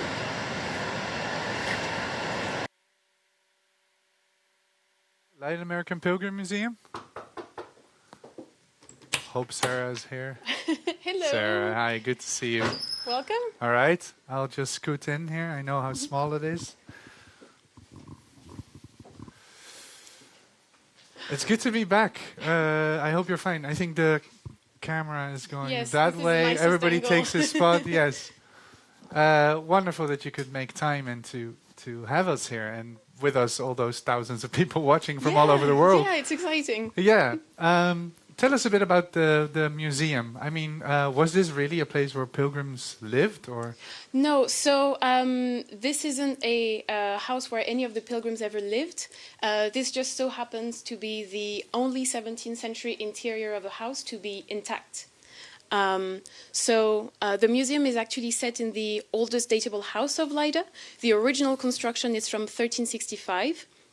The museum has 2 rooms. Next door we have a medieval room, and the room we're in right now is in its 17th century state. And it's actually furnished only with items that are also from the 1600s. So this is the best place in Leiden to see how people lived, and specifically how pilgrims lived.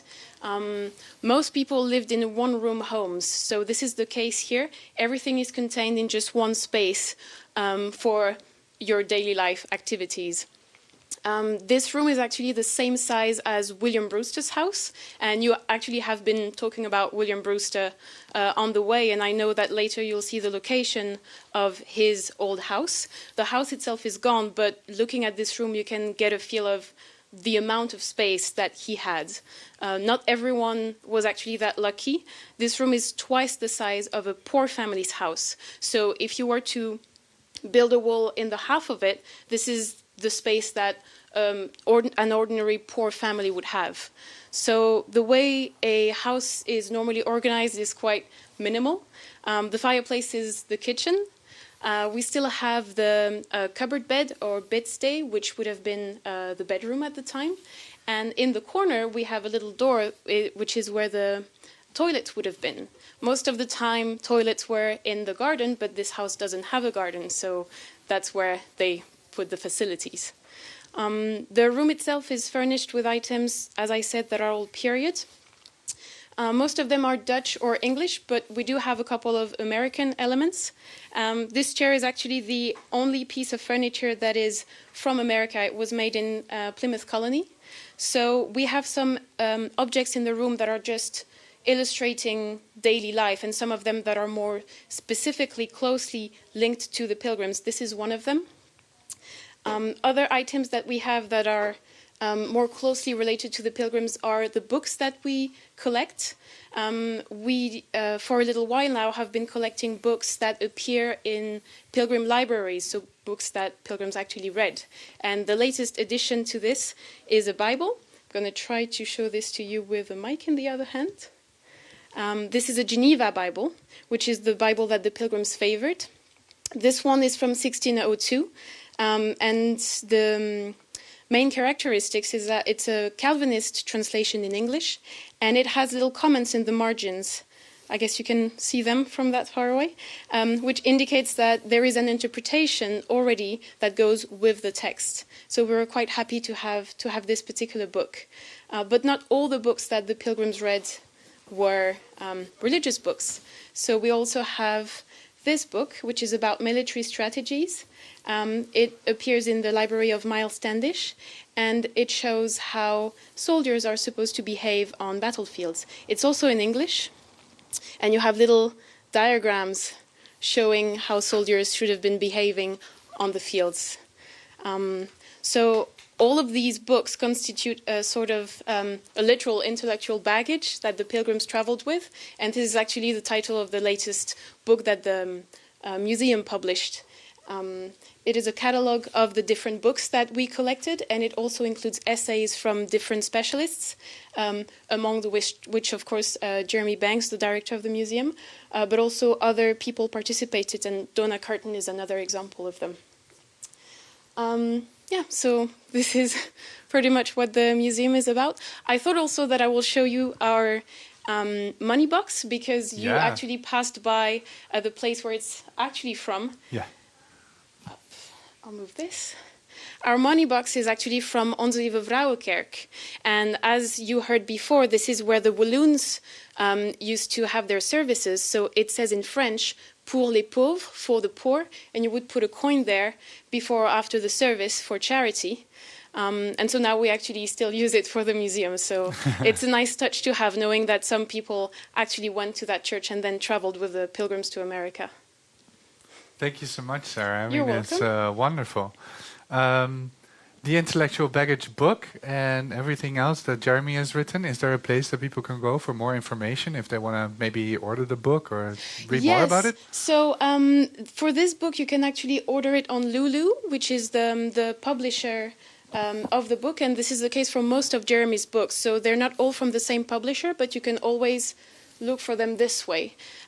So this one is from Brill, and the latest one I showed you is from Lulu. So that's the best place to look for them. Thank you so much. If people want to read more, and of course visit the website of the Leiden American Pilgrim Museum. Yes, there's a lot of information on there as well. All right. Thank you so much for hosting us. And well, it's weird, but I of course hope that soon you can have people from the US coming here again, because every time I was here for the past 3 years, there would also be, I would have a meeting with you or Jeremy, and there was a knock on the door, and somebody from the US came, in search for their ancestors, and it was, I mean, it's a wonderful place to be. So I hope that people can come here soon again. Yes, we're going to open again at the beginning of June.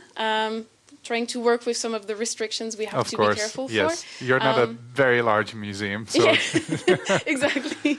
But yeah, before we have tourists that come from further away, it's going to be a little while as well. But I'm looking forward to it. All right. Well, this way, thousands of people have been able to visit the museum at least today. So thank you so much, Sarah. You're welcome. All right. All right. So.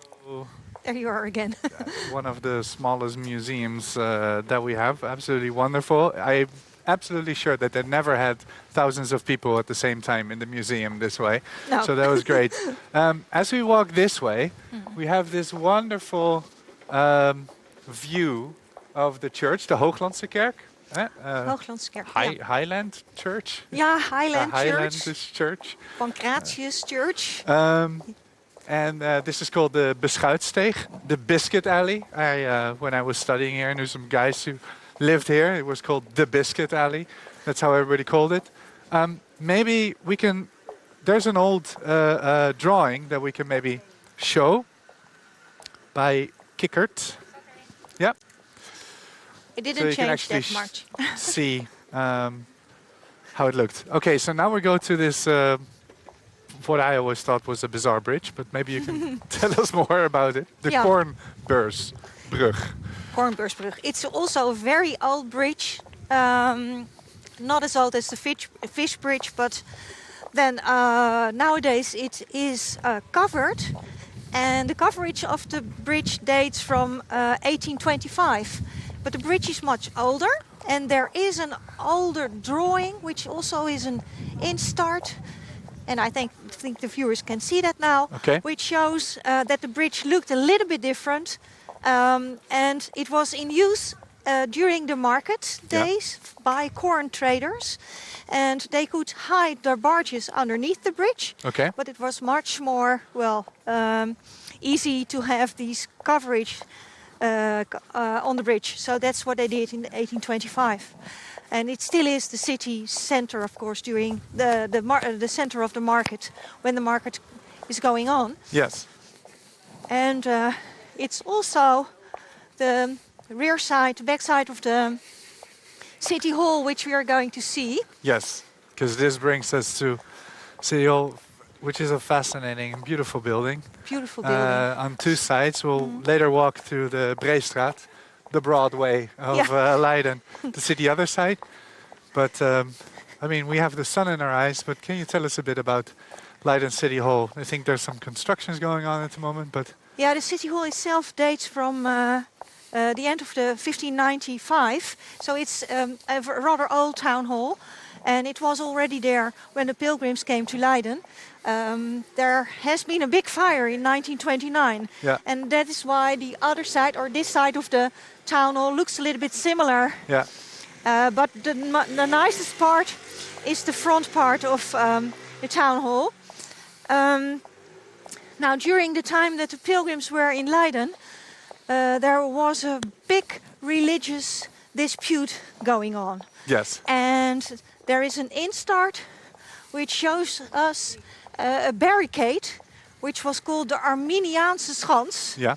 The Armenian barricade. Yes. The dispute that was going on was a dispute between two professors in theology, Gomarus and Arminius. A strict Protestant professor and a more moderate Protestant professor. They quarreled with each other. Yeah. Some of the pilgrims, I think it was William Brewster, Brewster, who also got involved. John or Robertson followed. partook in the debate. was I John know. Robinson, John Robinson, right. yes. Because the debate was about predestination, Right, think. it was, yeah.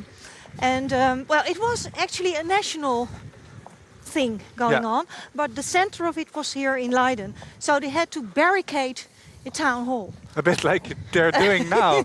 Right. I didn't know this, but apparently it's under construction. But this is how they barricaded it. They did this especially for us to make our point. Especially today. But it began as a religious debate, but it really, it really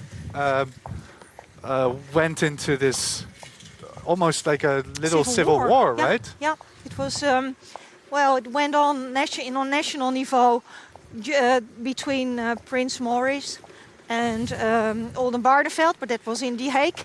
And in Leiden it was because of these professors that you could say that, well, it really was the center where it took place. Yeah. The town hall still looks the same, the front of the town hall. The street has changed a little bit. It looks said, quite different now. Yeah. This is a very interesting spot, is it not? It is. It's called the Blauwe Steen, the Blue Stone. The Blue Stone. And originally it divided the town in 4 quarters. Yeah. And it was also the place where executions took place. And later on it went to the Graafsteen. Theo Yeah. is not here and I can't reach him. Okay. We have a first no-show. Yeah, yeah. What we can do now is, you've seen the digital reconstruction of the Breestraat, right? Yes.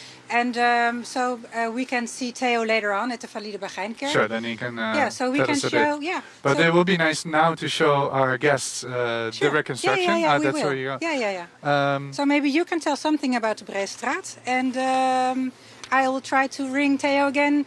Then when we are at the Faliede Bagijnenkerk, so he will be there. Well, maybe it's good to ask you about... Give it to you. Almost crushed. Try to choose between persons under a bus or having a virus. This is what you get with live TV, people. So I'm going to leave this up to you. Yeah. Yes. Talk about the Breestraat, I'll do the inserts. And, Yeah, so Breestraat, this is basically the vein, could you say, the main vein of the town? It's the oldest street of Leiden. All the streets, yeah. And as you can see later on, we will go a little bit down into these alleys. Yeah. This is a higher part. It was constructed as a dike to protect people against the water when it rose, the level of the water of the Rhine. Actually, this already was a road when the Romans were here in Leiden. That's a long, long time ago. Yeah. But they made this way, they constructed this way to have their soldiers march from Leiden to Volkenkunde. Lugdunum Batavorum. Right, those days. And Marlijn, can we show the reconstruction at the moment? Can we show the reconstruction now? Because I think it's really interesting to see.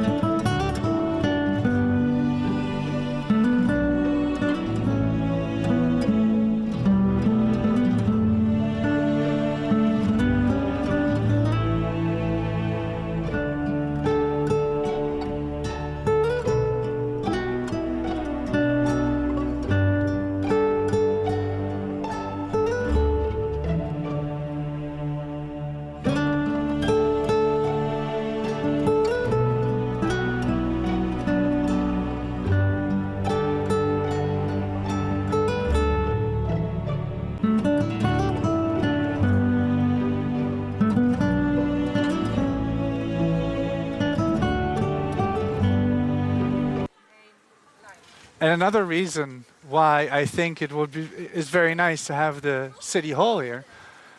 Imagine living somewhere for 12 years, right? If I live somewhere for 12 years, I'm bound to be influenced by that place. And so I think also the Pilgrims were in some way influenced by what they encountered in Leiden. And one of these things was a legal innovation called civil marriage, right? Right. So what was the deal with that? You could marry in front of the magistrate. So not Yes. only in front of the church, but also for the magistrate. You get married. Right. In the 17th century, not everybody belonged to the Reformed Church, to the Protestant Church. So more than half of the population in our country had a Catholic religion or another religion. They also had to be married. So that's why we invented the civil marriage.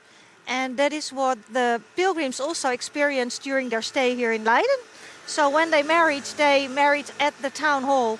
And we have an example of a brother and a sister called Isaac Ellerton and Sarah Ellerton. Ellerton. Yeah. Brother and sister, both marrying on the same day. Yeah, with somebody else. That's somebody just to get it else. clear. Yes, Yeah, yes, okay, yes, okay. yes. And well, so they were influenced by it, as you say, and they brought it with them, of course, to Plymouth. Yeah. Because in the first year that they lived in Plymouth, they didn't have a Well, of course. I mean, I can imagine priest. for people who get persecuted by church and state, it was a new.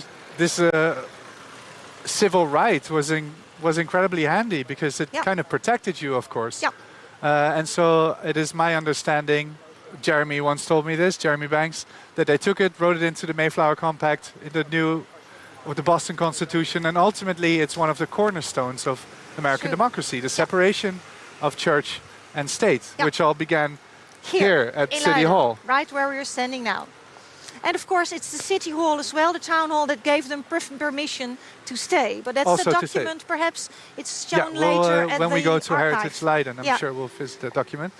Now we'll go down into the alleyways, hopefully more quiet, with all the buses trying to murder us.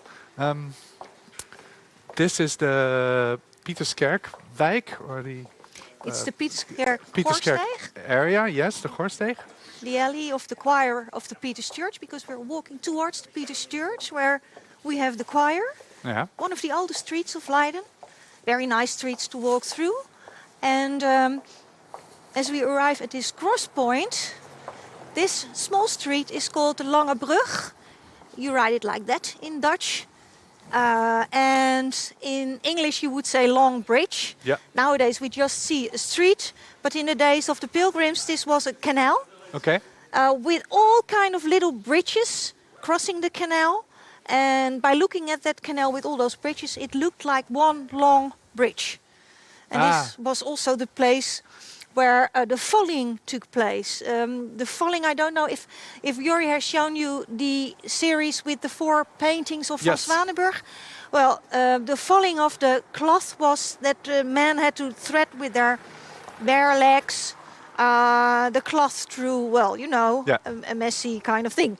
That took place here. So this was really a kind of, well, a little bit stinking canal. And I think that must have been one of the reasons that they muted the canal later exactly. on. Over there, the orange house, I don't know if you can see it or the camera, small orange house to the left, number 45. That's the house where John Adams and his son later, John Quincy Adams. Ah, yeah, they lived there. They lived there, yeah. So they have been in Leiden for some time. As well. And both became president of the United States, as we now know. Yeah. And there's also a very special house on that side, right? Right. We didn't talk about Rembrandt yet, but I shouldn't start talking about Rembrandt because I won't finish them. But he's... what the camera now is filming is the entrance gate of the Pens Hall, the tribe hall. Tribe was, of course, a very cheap kind of meat, which could be, well, bought by the poor. And it was already there in the time of the pilgrims. And it shows us the sheep. It's a very nice statue. I love it a lot. With the coat of arms of Leiden. And a little bit further down this road, there is the Rembrandt studio, young Rembrandt studio. And that is the place where Rembrandt followed lessons at Van Zwanenburg, Jacob van Zwanenburg. This is where he learned to paint. Right, where he learned everything, you could say. So it's a very important street. We haven't talked so much about Rembrandt so far. Didn't. Maybe we should, while walking to the Pieterskerk. Yes, and at the university perhaps, or now, exactly. yes. Well, no, just talk a bit about it, because it's interesting. I remember being the first time I was in the US, I was asked to do a presentation on the Leiden story about the Pilgrims. Yeah. And I was in a room in Massachusetts of, I think, 300-400 people. And I said, does anybody know, while the Pilgrims were staying in Leiden, there was this going on, the university was just founded, etc. And there was a 14-year-old boy running around at that time, learning how to paint. He became quite famous. Anybody know who it was, who it might have been? Yeah. And nobody knew. They didn't. And there was one person. Well, there were people just from tourism industry, etc. I said, well, that was Rembrandt. Yes. And somebody said, the Rembrandt? Yes, the Rembrandt. They kind of fell from their chairs. Yeah. So, yeah, he was walking these cobbled streets. Yeah, he was as born the Pilgrims in Leiden, were as well. of course. Yeah, he was there right in the time of the Pilgrims. And everybody thinks that Rembrandt comes from Amsterdam, but he really comes from Leiden. It's here where he spent the first 24 years of his life. Yeah. And really, as a boy, as you say, he frequented this district a lot because the Latin school was here, and he was at the Latin school. And when he was 14 years old, he went to Jacob van Zwanenburg. So he perhaps might have They met. may perhaps bumped into each other at the market or whatnot. Yeah. Okay, we are now. This is really one of the Pilgrim highlights of Leiden, right? The William Brewster Alley, or as we call it, Smelly Alley. Smelly alley, yeah. Well, we still have some garbage cans in the alley, but in those days, these were really alleys where, well, many people lived together, and you know, everything was thrown out of the houses. So it was a really smelly place. But it is the place where William Brewster had the printing shop, together with with Thomas Brewer. And together they had the printing shop over here. They printed, of course, the books that were forbidden in England. So it was a very important place for them. Jori told us just now that because it was such a small building, and actually I saw this was in the press, in the National Dutch Press yesterday, that they found the remnants of the original house of Brewster. It was such a place. He probably didn't have the printing press here, but he prepared everything for press, and then would go to one of the many presses or printers in the city to partner up and to get help to get it actually printed, right? Yeah. But this was dangerous business. It was dangerous. I mean, not in Leiden because we had freedom of press, but it was dangerous business for them because obviously this is not what the English crown wanted. No, and that's why I think it was Thomas Brewer who once was, well, he couldn't, it was the English crown, I think, or he was arrested, and then he had to flee. And, well, that was, of course, a problem, but I think it was his right. He was protected by the university because he was inscribed at university, and university students. This gave a lot of legal rights, I think, being inscribed in the university. Yeah. I'm sure we'll talk about that a bit later. What I found really nice the first time I was in Plymouth, US, is that, of course, I went to Leiden when I was 18. I studied here, so I know Thomas Brewster Alley. But I think we have a photo of that also. There is, when you go to Plymouth, US for the first time, thank you. Yeah. I was amazed that I came into the center of the town and there was this sign saying Leiden Street. And then I looked into it and it's the oldest still inhabited street of the United States, called Leiden Street. So we have Thomas Brewster Alley, they have Leiden Street. They have the Leiden Street. And it's so wonderful to come across these really tangible links. Yeah. Places so far away where we share this common history. So it's marvelous, yeah. Yeah, it's absolutely. For the first time, then I realized, hey, wait a minute, we're all part of the same story. Well, it's what Americans also say when I guide them through town and they see the Brewster Alley. They are really amazed that it is here, and We are walking in what has to be one of the most beautiful streets of Leiden, if you ask me. And we have arrived at the St. Peter's Church, the Pieterskerk. I think, where you will go in? Yes, I think I will go in. Later, hey, how are you doing? We'll meet Frieke Herkmans here. She's the director of the Pieterskerk. And I leave all of you in her capable hands to give us a tour. Michael! Frieke, it's so wonderful to see you. What? This is, if nothing else, this was a great excuse to see each other again after all these weeks of isolation. Welcome. Yes, always in awe walking in here. I just told the viewers I leave them in your capable hands for the next 15, 20 minutes. Oh no, stick with me. Yeah, I would like stick with me. I'll stick with you. But please, just go. Just tell us. Well, all the viewers, you've just entered the Pieterskerk Leiden. Next year we'll have our 900 years celebration. And in 1121, this started off as a chapel, and it's now like cathedral size, as we can all see. And ever since the 70s of the last century, it's not a church anymore. So it's now a national monument. As you sometimes joke, God has left the building. Well, yes, more or less, yes.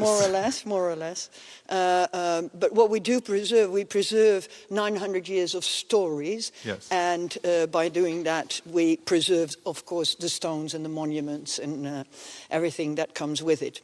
What I'd like to do is, because of course we have a huge pilgrim history, but I'd like to skip a century or so and start off in the 18th century, and I'd like to take you to Jean Lussac, the monument of Jean Lussac. Okay.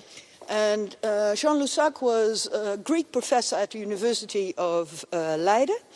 He was also a lawyer and a political activist, and but he is mostly remembered, and his connection to the American history is connected with that he was the owner and editor of the Gazette of Leiden. And the Gazette of Leiden was, as some would say, the most important Western world newspaper of that time. As Thomas Jefferson said about the Gazette of Leiden, he said, it's the only newspaper worth reading. And so that's some recommendation. Yes, and actually the French King Louis XVI, he only read the Gazette of Leiden, so he didn't read any other newspaper. Now, Lussac, being a political activist, really joined with the American revolutionaries and came in contact with John Adams, and as well, you know, but some of our viewers may not know, John Adams was the first ambassador ever of the United States and came to the Netherlands, and together with his wife Abigail and his son John Quincy, who later, as John Adams, became the second president of the United States, and John Quincy Adams was, I think, the fifth or sixth president. And Jean Lussac, they arrived in the Netherlands and immediately went to Jean Lussac. And what Jean did was make the connection between history from the Netherlands from a few centuries before, as we call it in Dutch, the Akte of Verlatingen, where we left the Spanish kingdom. And he made that connection with the Declaration of Independence. And what he also wrote to George Washington and Thomas Jefferson is he told them to realize that they were really marking history, and would they please put their notes on good parchment. And the best parchment at that time was Dutch parchments from the paper mills not far from Leiden. So he made sure that that the Declaration of Independence and the first notes were written on Dutch paper. And actually the first, I think 100 or 200, Ariela from would know that exactly, but at least 100 of the first copies of the Declaration of Independence were printed on Dutch paper. And I think my colleague Boy Heinekamp has got, because that parchment, that one of the paper mills, there's only one paper mill that still exists. It's still left, right? Yeah. And actually it is exactly the paper from that time. It's made exactly on the time and printed the declaration on it. So we have a few limited, but we have a few copies. So that's, you know, unusual that there is this enormous connection even on the paper. I always jokingly say that the Pieterskerk is kind of American heritage. Yes. I mean, it's well, Leiden American yes, heritage. It's not just the Pilgrims. There's no, so much. it's Dutch heritage, but it's also American heritage abroad. And there's all these different stories connecting through the centuries, connecting the Pieterskerk, and of course you've told the people about the keys, the symbol. We just were discussing it because it's everywhere. And you walk. Those keys are obviously the keys of St. Peter, which is the Pieterskerk. So you know, it derives from the spot we're on now. Yeah. Now, I'll take you, before we, walking to the corner where we commemorate the pilgrims, we now walk to the nave of the Pieterskerk with an enormously big and impressive organ, but also near the pulpit we have the place where Leiden's most famous son, Rembrandt, spent quite a bit of his time, because on that spot his parents and his brother were buried next to the pulpit. But more importantly, Rembrandt used to go. Did you go to the Latin school? Did you take we the didn't people pass. Okay. Well, the Latin school is just around the corner. Yes, a stone throw away. Yes, and just imagine. Let me take you like it's 1619, and pilgrims are still living here, just across the Pieterskerk. And let's say Rembrandt, at that time, 13 years old, just met up again with his friend Jan Lievens, and Jan Lievens.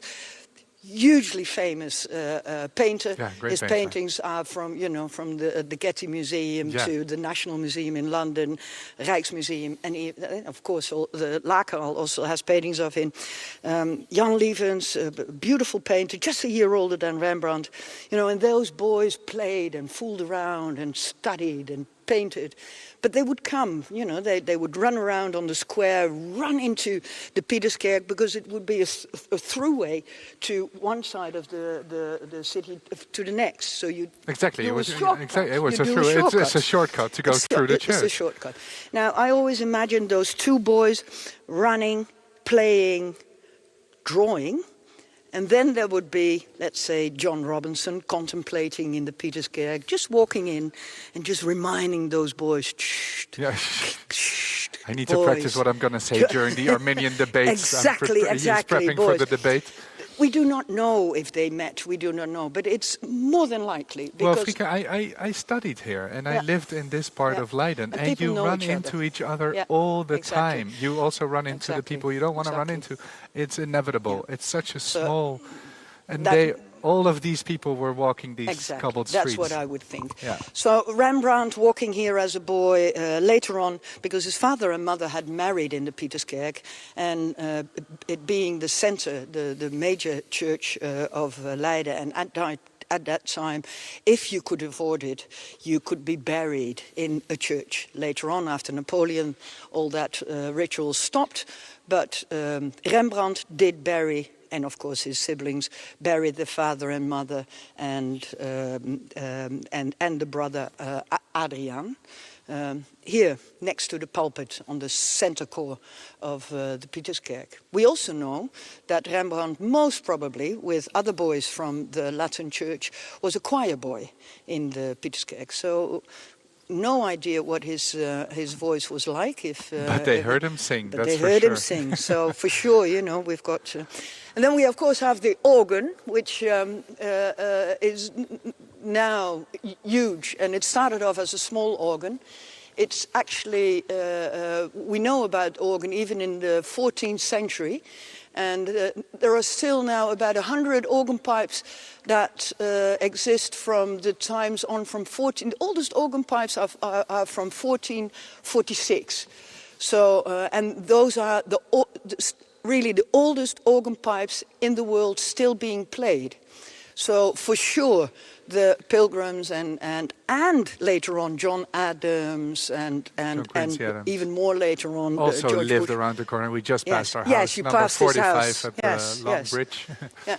And you probably also said, because John Quincy Adams studied at the university, was one of the few presidents that actually spoke Dutch. Yeah, he spoke Dutch. He spoke Dutch, yeah.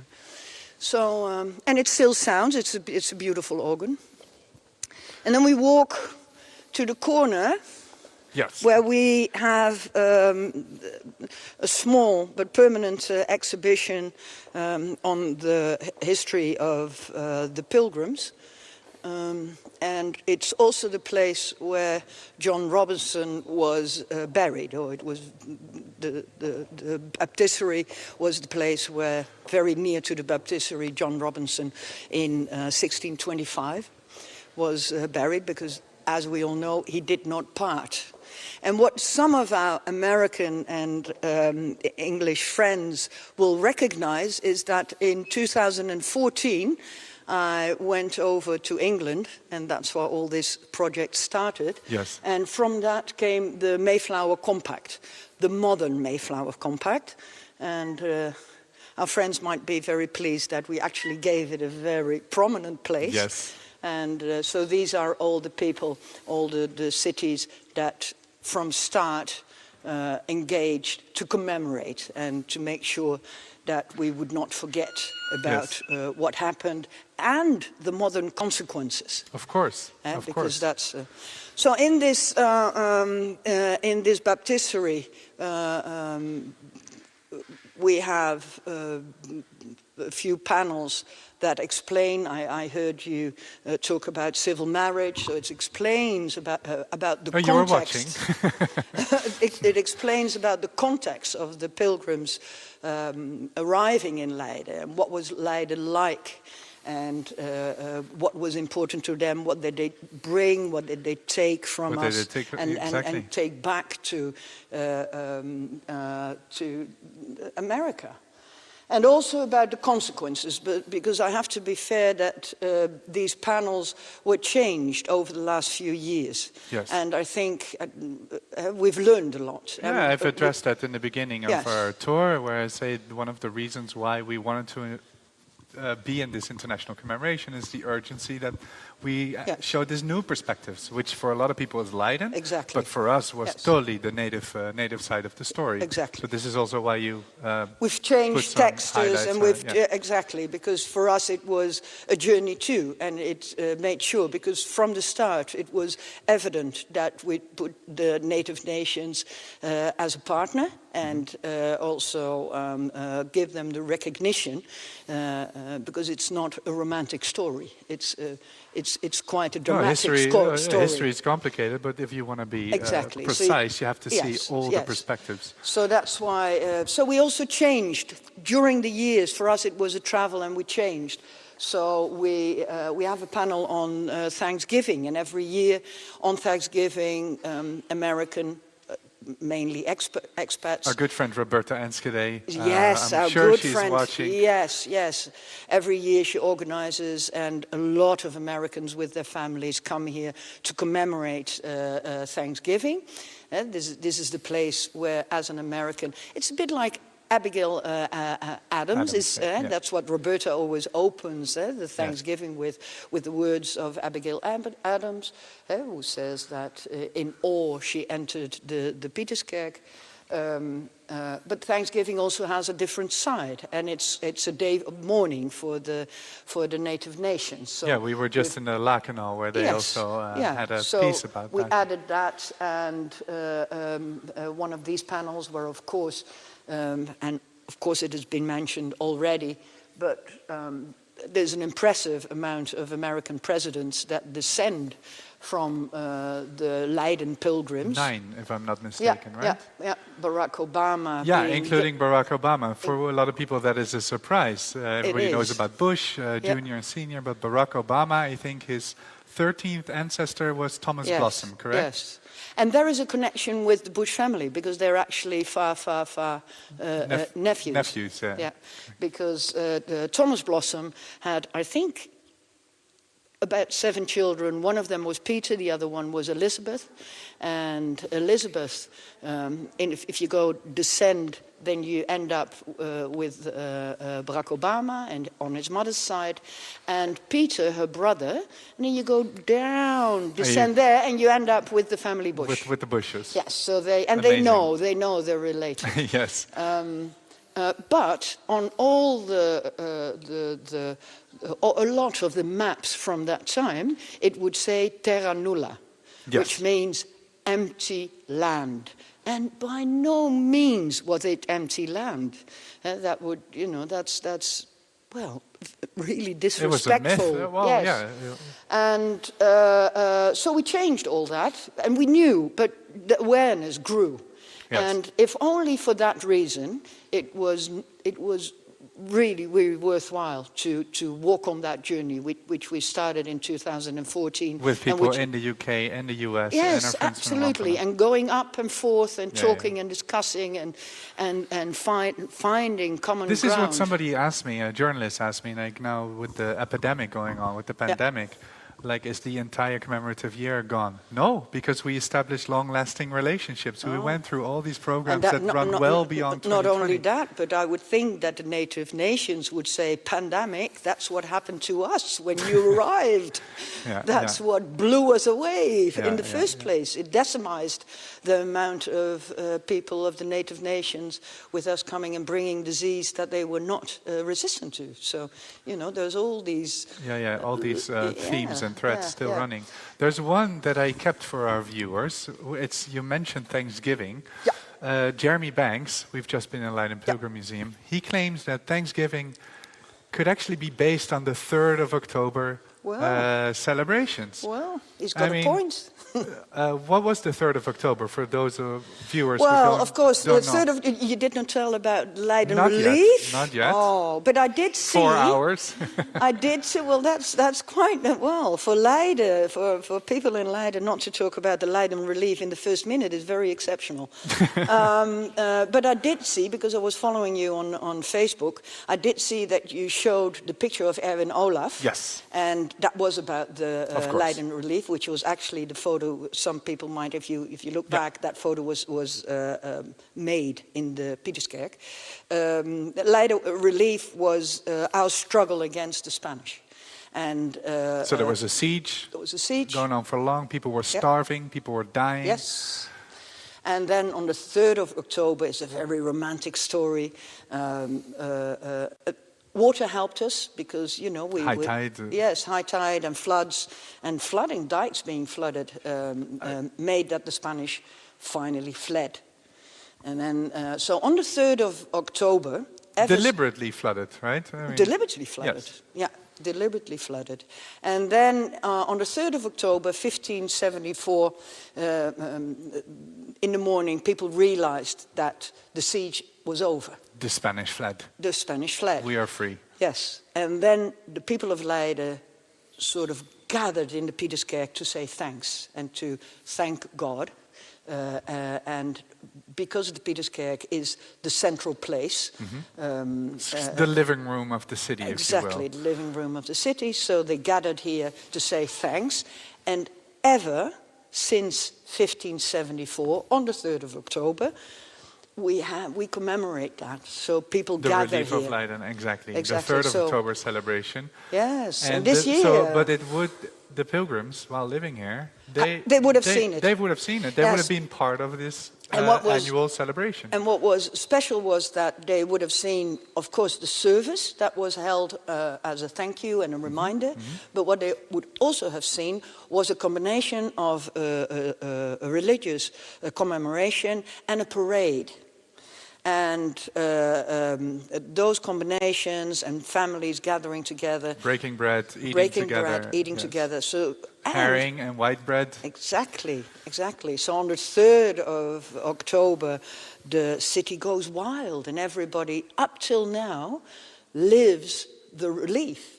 I know some of our American guests watching were actually here 1 or 2 years ago. They were here, and they would know that like, is very special. Yes. And there's another thing why there might be a connection, and Jeremy actually might be right, because the proclamation, there were 2 dates that were important for the Thanksgiving in America. The first was there would be a national Thanksgiving, and I'm not quite sure, forgive me if I think that was done by Abraham Lincoln. Yeah, I think it was Lincoln. And that was done on the 3rd of October. Exactly, and that would have been a little... And then again, a few years later, On the 3rd of October, it was proclaimed that Thanksgiving was not only yearly an upcoming, it would be yearly celebrated, but also that it was celebrated on the 3rd of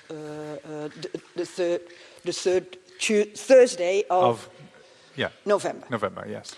And also, and we was think this 3rd of October, the proclamation on the 3rd of October, we think that's a little wink. Exactly. Exactly. Well, or a major wink, we don't know. Yeah, well, we know. Yeah, we know. We think we know. So I think, do we have some more time, or are we going to go outside? We have more time, so if you want to tell something. Well. Yeah, because later on, that's nice to let the viewers know. Later on, we end this tour and we end this official opening, by showing a very special work by contemporary Leiden artist Caspar Vase. I'll tell you a bit more about that, but I don't know. It takes place in this church, and it's absolutely beautiful. So be sure to stick around for the ending. Yeah. Over the last 2 weeks, Caspar Vase made that project. I've seen it yesterday evening, and it's impressive, and you'll recognize the Pieterskerk in its full glory, and 2 beautiful dances. Anyway, but this is also made by Caspar Vase. And Caspar made this because this is a painting, and of course it's not the real painting, because the real painting, first of all, the real painting is a bit bigger, and the real painting is now in Museum de Lakenhal. Mm-hmm. It moved from the Pieterskerk to the City Hall, and then moved to the Lakenhal, yes. Or maybe even in between the archives, I'm not quite sure. And it's a painting by Lucas van Leiden, and it's called Het Laatste Oordeel. The Last Judgment. Yeah. Last Judgment. And as you can see, we've got on the right, we've got the hell on the left. We've got heaven, and in between there is the Trinity, yes. Who will split humanity in, depending on how you lived your life, Michael. Yes, yes. So, you know, well, it depends. Let's not go into that. And then, as in the Lakenhal, and Caspar was invited, or the Lakenhal had invited modern artists to work with the idea of a drieluik, a triptych. A triptych, yeah. And this was what Caspar made, because the material is very, at that time especially, is very new. And I just started working here, and we didn't really have a good copy. So Caspar donated this, and we're very, very happy to have that. To kind of have it back in where it originally was. Well, we would love to have it back where it originally was, but that will not happen. And next to it is actually the infrared, probably not saying this quite well, a violet red painting, which shows what's under the painting. Under the painting. And it shows how immaculate a painter Lucas of Leiden was. And which is nice to see, because that's most of the time is hidden. In the Lakenhal, you can also see it if you go to the backside. There are the 2 saints, yes. This, and then we have Peter on the other side with the keys. So. And just to give people a sense, I mean, this is 16th century, right? So this is well, the original, yeah, the original, yeah. Yes, and at that time, you know, the Pieterskerk was at that time a Catholic church, and had about anywhere between 40 and 50 different altars. And this was made for one of the altars. So all the altars had their own pastors, and had their own choirs, and had their own paintings. And this was one of the very special paintings, and which actually survived. Because afterwards it became a Protestant church. Yes. And that ended a lot of paintings and no sculptures. More paintings. Yes, and, exactly. Yeah. So let's leave with one last shot of this beautiful, well, as we now deemed it, the the living room of Leiden. Yes, and what maybe also is important to say is because later on you'll go to the Hortus, or from here you'll probably go to Jean Pesijn and the Hortus, and there's a plaque there on one of the pillars, and you can see that's Carolus Clusius, the founder of the Hortus, and one of the deans and managers of the university. The University of Leiden was founded in the Pieterskerk, a year after the Leiden relief. So in 1575, the University of Leiden started with the signature on a piece of paper in the Pieterskerk, and has ever since been deeply connected. And what we also have, we have an enormous collection of people and great minds that from that time onwards up till Napoleon were buried in the Pieterskerk. So it's also called the Mausoleum Academicum, because it's, you know, the academic mausoleum of Leiden. Yes, yes. But Carolus Clusius, you'll see him later on. We'll go to the the Hortus and we'll talk about him, and of course his cultivating the tulips around the same time that, that the Pilgrims were there. For now, Friekes, thank you so much for this tour. Great to see you again, and hope to see our friends in America and England very soon, live. See you. Bye bye. Bye. Thank you. Yes, you can.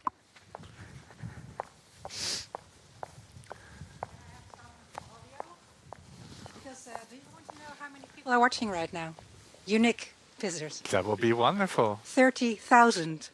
That is a lot. That's quite nice. For the, I'm all of a sudden nervous again. No. So no. But it's wonderful to have you all with us. It's a great day. I'm going to give this microphone back. I just want to know, we're now going to the Jan Pesijnhof, but before that, Marika, maybe we can quickly take a look at the plaques. Yes, you do the plaques and then go to the Jan Pesijnhof. All right, follow us. I mean, this is such a beautiful spot in Leiden with the trees and everything. It used to be a cemetery, yeah? But aren't all cemeteries ultimately beautiful? Yeah, that's true. But it's also a very special place. It's not only gorgeous and beautiful, it's also very special, especially when it comes to the relation between, the link between Leiden and America, right? And it has to do also with these plaques. Yes. So I think you have been inside, seen the baptism chapel with the plaque of John Robinson. This is another plaque we have on the wall, exactly on the outside of the baptism chapel of the Peters Church. And this plaque refers to the people who lived, the pilgrims who lived here and died here in Leiden. So we have some names of Isaac Ellerton, of whom we talked when we were at the town hall, whose child died here, and other names of women and children, or only children who died and were buried inside the Peters Church. They had the right to do so, so that refers to them. And this is another plaque, and this is in memory of John Robinson. And here we have a nice, picture or sculpture of the Mayflower. And this has been given in 1891 in remembrance of John Robinson. And this is exactly at the outside of where the other plaque where we inside. just were in the church. And so basically, I always learned that this is also where the pilgrims lived. Is that true? That's true. It goes for most pilgrims. I guess not all of them lived at this way, but most pilgrims lived in this space, particularly this courtyard, which was then different, right? Yeah, this courtyard, as we see it now, dates from, we can see, everybody can see that it dates from 1683. So we would be lying if we would say this is where they lived, but this was the place where their houses were. Yeah, or at least the one of, John Robinson, as it says here. Yeah, so John Robinson lived, of course, until 1625 in Leiden. So he stayed and died in Leiden. And when they came here, he was with 3 other people, of whom I forgot the names, bought this place, which was called the Green Gate. And here were 21 houses, which he bought for his followers. And after they lived here, it was called the Pilgrims Gate, or the English Gate. William Jepson, Henry Wood, and Jane Oh, White. you have the right page. Yeah. No, the other that one doesn't in front of matter. me. And it says that there were about 20 families living here at the same time. So it must have been also quite cramped. No? Yes. I mean, very small houses, I think. and we can take a look inside. Yeah. We asked the people because there's people living here now, and I mean just people. So we asked them if we are welcome, right? And we have permission to enter. Yeah. Okay. All right. Yeah. Before. Shall I go with you? Okay. Yes, please. So you can both open the door. Yeah. Okay. Yeah. Sorry. Ja. Yeah. So this is the courtyard as it looks nowadays, but it's hard to imagine that there were 21 houses in the times of the Pilgrims. So as you say, it must have been cramped. And I think these houses were not so beautiful as the houses we see now. And the house of John Robinson, which was one of those houses, was in use also as a church, you could say. So Exactly. So they came to his house to pray, because for them it didn't matter. They didn't have to go to an official church. No. God was wherever they prayed, right? Right. But this courtyard, Leiden is quite famous for its courtyard, right? So this, you can enter this if you're quiet and not talking loudly as we are doing now, but I guess we have permission. But for visitors to Leiden, there's a lot of courtyards similar to this that they can visit. Are there also courtyards from that time, from the Pilgrims' time? Or? Yeah, we have very early courtyards. We even have courtyards from the 16th century. Yeah. And 35 of them. So you can visit almost all these courtyards. As you say, you can enter it. It's a public place, so everybody is allowed to enter. And these courtyards were founded, most of them in the 17th century, by rich citizens, and they wanted to do something for the poor. Okay, so they would found the courtyard, and then probably put their name on it, and then the poor families can live here, and had a free place to live, basically, right? Correct? So they only had to pray for the benefits of the founders. So okay, yeah, there's always a catch. But they got free clothes and free food, and so they were taken care of. Yeah. And this was also a kind of an ideal, a religious ideal, that you would do that to give back to the community or some sort. That was it. Yeah. And I think that on that side, I don't know, and I certainly don't know how to translate this in American, but we call it the Faliede Bagijnenkerk. And so that's over there. There was a passageway, right, during the time of the Pilgrims, and that's where they actually went to church also, right? Yes, they could go there on Sundays. And well, we have this beautiful magnolia, and because of the magnolia, we can't see it, but we will see later on. Yeah, we'll pass it. I think it's also one of the places where we meet Theo. Hopefully this time he shows up. You think that. I studied with this guy, believe me. That remains to be seen. But we'll get to that church, and we'll speak to him about it. Mm-hmm. So for now, I think we leave the people who live here in quiet. And we go walk to the Hortus Botanicus? Yeah. Okay. Yeah? Follow us. Okay. Of moet hij eerst? Nee hoor.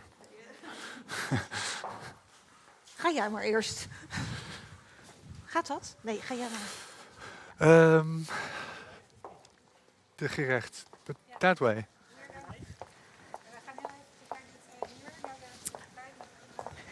Yeah, here on number 17. Yes. Oh yeah, number 17. Marike, what can you tell about that? Well, on number 17 used to be the house of Thomas Brewer. And there will be, or is already, there will be, I think, a digital reconstruction of the house. And we talked about Thomas Brewer already at the Brewster alley. Yeah. So he, well, by seeing this house, you can imagine that he must have been one of the richer pilgrims. He had money. He inscribed it at At the university, and he was one of the ones who invested in the Pilgrims. So he was one of the investors. Yeah, together with Brewster. Yeah. So this is the place where they lived. We're going to the left. The camera will turn around. Ah, so we have this view. Okay, All right. so come here. Thank you, because Yeah.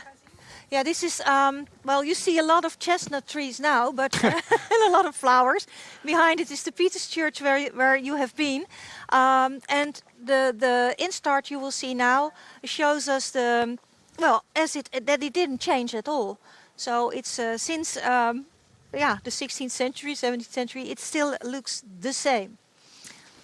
I think this goes for this whole neighborhood. Yeah. If you walk these cobbled streets, almost everything is exactly like it was 400 years ago, right? So you can really imagine how it was. Thank you for That's waiting. what makes Leiden so beautiful, that it didn't change that much. We, when I was inside with Frieke, the director of the Pieterskerk, we talked briefly about the link between 3rd of October and Thanksgiving. Yeah. And she also already started, because this is also the academic quarter of the city, right? So we also slowly started talking about, about the founding of the university and the influence that the university had on the city and vice versa. Can you tell us a bit about that? Because the origin story of the Leiden University is amazing. It's a very interesting story, because basically it was a present to the city. Correct? It was a present from William of Orange, and that was the leader of our revolt against Spain. Yes. To the citizens of Leiden. And that was all after that terrible year in which we were surrounded by Spanish soldiers, and in the year in which many people died of the plague and of the, because they didn't have any food.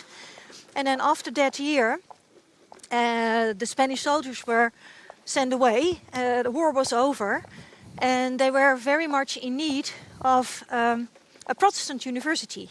Yes. We didn't have a university in the Netherlands, and all the students that wanted to go to university had to go to Leuven. So we lost all those students to, well, nowadays Belgium. It was kind of a brain drain avant la lettre. Exactly, and we wanted to keep them, of course.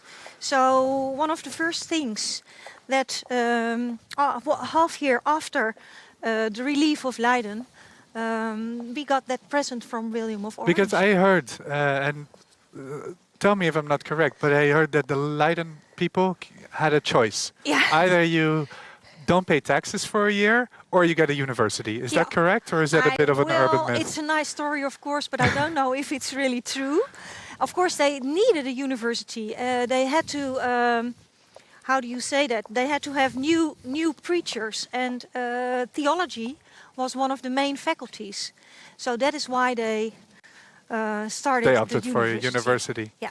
By the way, if the camera can see that place, that is the Latin school.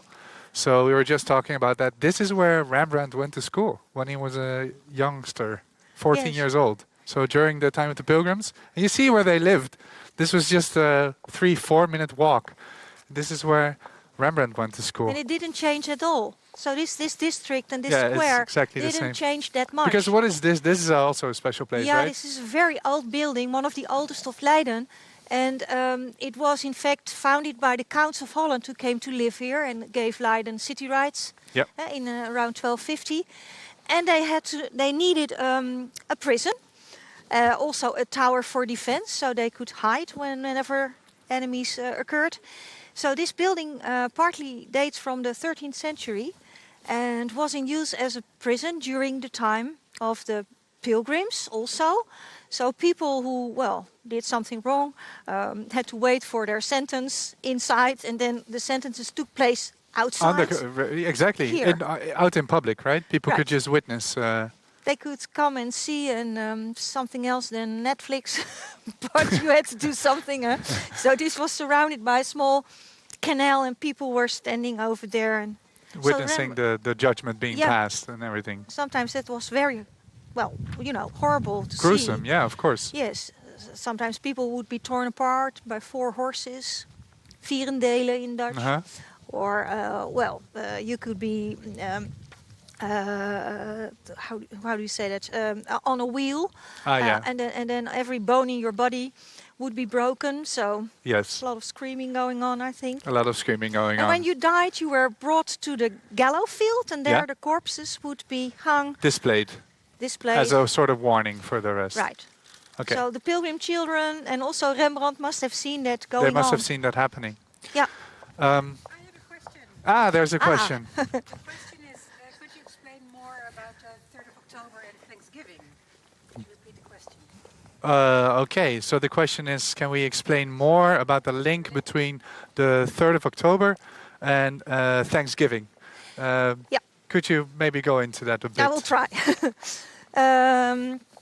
After the relief of the town by the watergeuzen, so that was watergeuzen is a difficult word to translate. Yeah. It's the rebellion army, you could say, of William of Orange. Yes. And those were soldiers from England, from Germany, from France, who were hired soldiers, and they liberated Leiden. The mercenaries kind of saved our city, right? Right.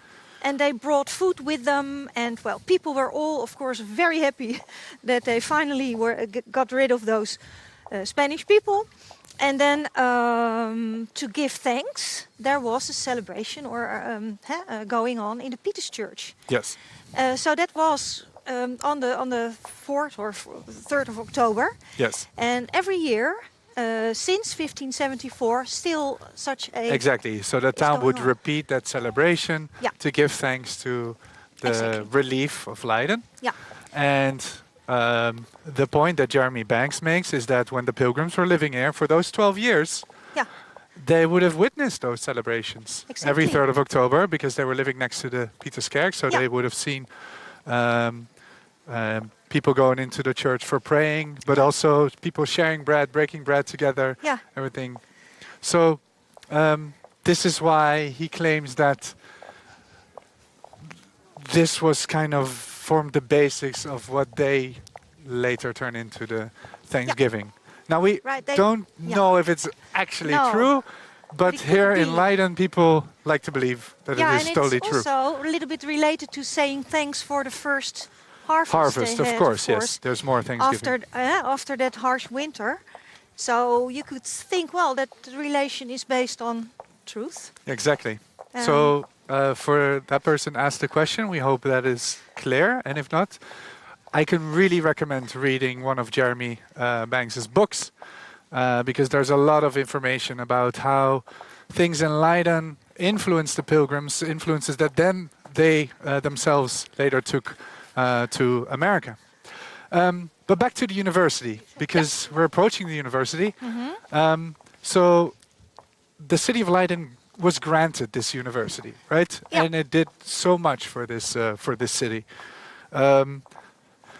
It had very famous Rembrandt van Rijn went to the university later, Yes, but also some pilgrims, right? Yeah, well, what we know of is that Thomas Brewer was inscribed at the university. John Robinson followed some of the discussions going on at the university. And Brewster taught English to Dutch students through Latin, right? That's what he did. So they used Latin to communicate to each other. So he taught English at the Leiden University. So so it is a place that it's such an important place for Leiden local history, but it also plays a role in the history of the Pilgrims. Yeah. Well, we already talked about the motto of the university while we were walking through town, and this is what it says, that the name of the university, Academia Lugduno Batavorum, it must be, and then the motto, Praesidium Libertatis. The seat of liberty. The seat of liberty. Yes. And, that... Yeah. Is there a relationship between the Leiden University and the U.S. University? The U.S. University? Universities in the U.S. I mean, many. I know. I mean, I don't... We can maybe... sorry. The question is there a relationship between Leiden University and universities in the U.S.? Definitely. I don't know. There's a lot of faculties at Leiden University. We have bioscience. There's a medical faculty. There's a famous law faculty. There's humanities faculty. And they all are very internationally oriented. We have a lot of American students also studying here in Leiden. So I'm absolutely sure there's a lot of individual lines between, for example, universities in Boston and Leiden. But maybe we can ask somebody at the Hortus if they have a link with the US. Hello. Hello. Hi. So wonderful to be here. Well, welcome to the Hortus Botanicus. Thank you so much. And you too. Thank you. Well, yeah. If you would like to do it, please. Okay, yes. shall I do the interview, Carla? That's okay. Would you do what agree? you want. Yeah, Okay. It's okay. I brought the Doneus. And we'll see. Yeah, well, Carla, very nice meeting you again. Very we nice. know each other Welcome to us. already, but not in this connection. No. So the first thing I want to ask you is, did the pilgrims, when they were in Leiden, see the botanical gardens as we can see it nowadays? We are not quite sure, because in those days they did not write so very much, but we think, as they lived quite close to the Hortus Botanicus, that they have been here. The Hortus has been founded in 1590 and created, planted in 1594. So when they came here in 1609, the garden was already 15 years old and fully planted. So for them, it was interesting. They could make a nice walk. They could see medicinal plants and get an idea, could we take these to America on our trip, or could we use them on the ship? And they could talk to the professors here, because it was not a botanic garden, it was a medicinal garden. Yes. So the professors were doctors, and they could talk about diseases, what helps, and so on. And they could see the plants. Maybe they look the same as they do at the other side of the sea. So it was quite interesting for them. So they must have been here. I think they have been here, quite sure. And the garden looked exactly as it looks now. This is a recreation made in 2009. That was 400 years after the death of our first director, the Horti Prefectus, Carolus Clusius. Yes, of whom we have a statue somewhere, but it's not. Oh, it's around the corner. Okay, because there is an instart, but I don't know if Marlijn. Well, you know, we have a drawing of the botanical gardens from the days of the early years. The early years, but I can't reach out to see if we can have the instart. Well, maybe you can perhaps do that they will do that later. while we are talking. There's a very nice print from 1610, the Wodanus print, and there you see also the enclosure and people hanging over it. And I like that very much. Yes, because they admired it so much. Yes. I still see people do that. That's right. When the fence is closed. That's right. But it's so beautiful to see. So do you think that these flowers which we see blooming now were the same flowers? Yeah. It is an exact copy as the garden looked in, well, let's say 1594 when it was created. We have old maps and we have old plant lists, so we could recreate the garden exactly, an exact copy. That's very nice. Yeah. So everybody who visits Leiden should come over to see the botanical gardens. And there is an exposition going on as well that is a little bit related to the pilgrims, isn't we it? have made an exhibition, and it's more panels in the garden, but our problem is nobody is allowed to enter the garden.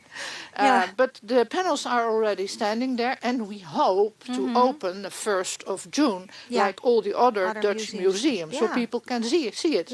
But it is virtual. You can see it on your computer.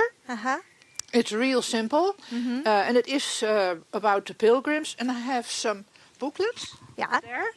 You can take them if you want. And you Google Hortus Leiden, and then you find our a page, and then you click on exhibition, and then you have it on your screen, and you can leaf Yeah. through the whole thing, so Yeah. you can already see it at home. Okay, well, that's what our viewers are doing right now at home as well. So I think they have to do that when they're interested in the botanical gardens. And quite who nice. isn't, because it's so beautiful. And Carla, what intrigues me always is that there is such a very nice old tree which has been cut down a little bit now. But it's the oldest tree of The Hortus. The Hortus, isn't it? And our head gardener Yeah. here, he knew the tree. It's a golden rain, a laburnum, planted by Clusius and by him in Okay. 1601. So that is why you are dressed so beautifully. So you have helped plant it. Yeah, he helped. Okay. Because Clusius was already an old gentleman when he came here.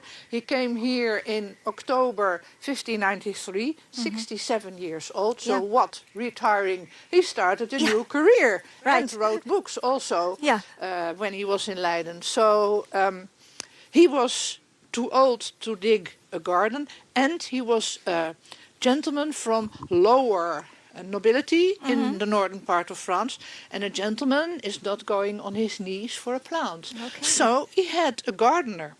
First he had Dirk Oudgaardszoon Kluit, an apothecary from Delft, and Kluit was only allowed to come here if he brought his own plant collection, what he did. Okay. So we made the garden in 1594, finished in 1 year. Yeah, okay. Well, that's very quick. And after Kluit died after 3 years, 1598. Very sorry, because the gentlemen went on together very well.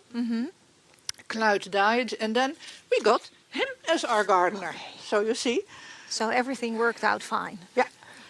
And a gardener, what we called much later hortulanus, gardener.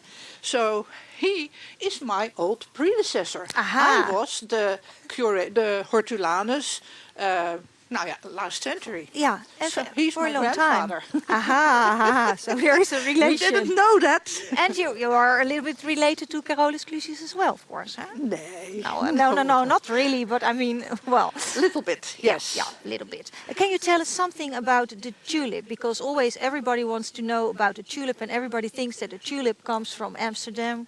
Which is that's true, American, course, and they start to sing the very famous song "Tulips from Amsterdam." But they don't come from Amsterdam. No, absolutely not. No. And when you ask Dutch people, I always ask on excursion, where do you think the tulip came from? They say Turkey. No, they came via Turkey. You can find tulips in the wild in Central Asia, Kazakhstan, Kyrgyzstan, Uzbekistan. I've been there once and walked almost on the tulips, what was very difficult. Yeah. There were so many. And a clever merchant on the Silk Road brought them on camelback to Turkey, a very rich city, Constantinople. Yeah. And we know that they were already grown commercially in Turkey in the 12th century. Okay. And Clusius had heard about the tulip. He had seen some in a rich banker's garden in Augsburg in Germany, but nothing happened with those tulips. He saw them, and when he saw something, he wanted to have it. Have it, yeah. So he worked in the 1570s in Vienna for the Emperor of Austria. Maximilian II, and that was a very broad-minded Renaissance emperor. And his ambassador, Monsieur Auger Ghislain de Busbecq, also Flemish, French Flemish, like Clusius, got the order to bring tulips for Professor Clusius. And there Clusius received them. And when he came here in October 1593, he had in his luggage tulips. So, what did he do with it? Plant here. He planted it here. He waited, and Okay. we think that he has planted them somewhere, because in '93 there were there was no garden, and you cannot leave them lying around for a year, because then they are dried out. So when the garden was made, he planted them in the Hortus Botanicus. And is it in the special part? No, that is very strange. In the special part are bulbs, and the tulips are everywhere else. Okay. I think that he already had an idea. You couldn't grow tulips year after year on the same ground, spot. Right. That was what they forgot a little bit after his death. So they planted them always in the same soil. And then you get those beautiful broken tulips, flamed tulips, that created the tulip fever in Holland. And also when they stay longer in the same spot, they become baroque in shape. They didn't know it's a virus. It's a virus, huh? But they couldn't see virus. They had no microscopes. They were later in that century. And virus you can see with electronic microscopes. How long are these here? Not so long. After the Second World War. Right. So it's all about viruses today. It's viruses, huh? yeah. It's all, But it created very beautiful tulips. No. No. Okay. And what is the book you have with you? Dit is the book. Dit is the kruidenboek, the herbal by the Flemish plantsman Dodoens, Rembert Dodoens, Dodoneus, and Clusius and Dodoneus knew each other. They worked together in Vienna again. And he made it a big herbal. Yeah. And in this herbal, printed in 1554, there are already American plants. That's interesting. Corn, maize, maize. Can you show us something? Yeah, Shall I take the microphone, or is it okay like this? Yeah. This is not the original copy. Okay. Can you take it? Yeah, I can take it. If you wait a minute, let's do it like this. I will take it, and I will show it to the plant. camera. Yeah, this Like plant is corn. When you look good, you see it's corn. It was named Turkish corn when something was from very far and they didn't know exactly from where. They named it Turkish. So this is Turkish corn. Okay. And there are some, maybe you can find another one. Let me see. Beans. The beans that we eat, spersiebonen, and the beans that you cut in pieces. Haricot vert, that sort of, is all American. And he had it in his book, 1554. And there are more, maybe. There's also... Is this also the book, Carla, which they took this? Yeah. We are sure that the Pilgrims had a herbal book on the boat and in America, and that was the herbal book by Dodoneus. And this is the facsimile? This is a facsimile. The original is in the university library. And I cannot get it. Nee. It's too expensive and maybe too fragile. Yeah, I think so. Here, pumpkins. Pumpkins are American. And you had 3 famous food plants in America. The 3 sisters. The long, tall sister was maize, corn. The big, round, short sister was pumpkins. And the middle sister were the beans. Okay. And that's very good food. So that's what they ate. And they ate, yes. More things, but those are the 3 famous sisters. Could it be that they also took it with them on the boat to eat? Because they had to eat something, or no? Don't know. I don't know what they brought. It's very difficult. Maybe some other corn, because they were not yet food crop here. Yep. They had what we call those broad beans, but these are Phaseolus, the American ones, and Vicia faba. That is the European one, from more eastern part, China, India. And you can dry them easily. You can dry all those beans easily. So it's very good food. Right. Very good staple. Okay. It's very interesting, Carla.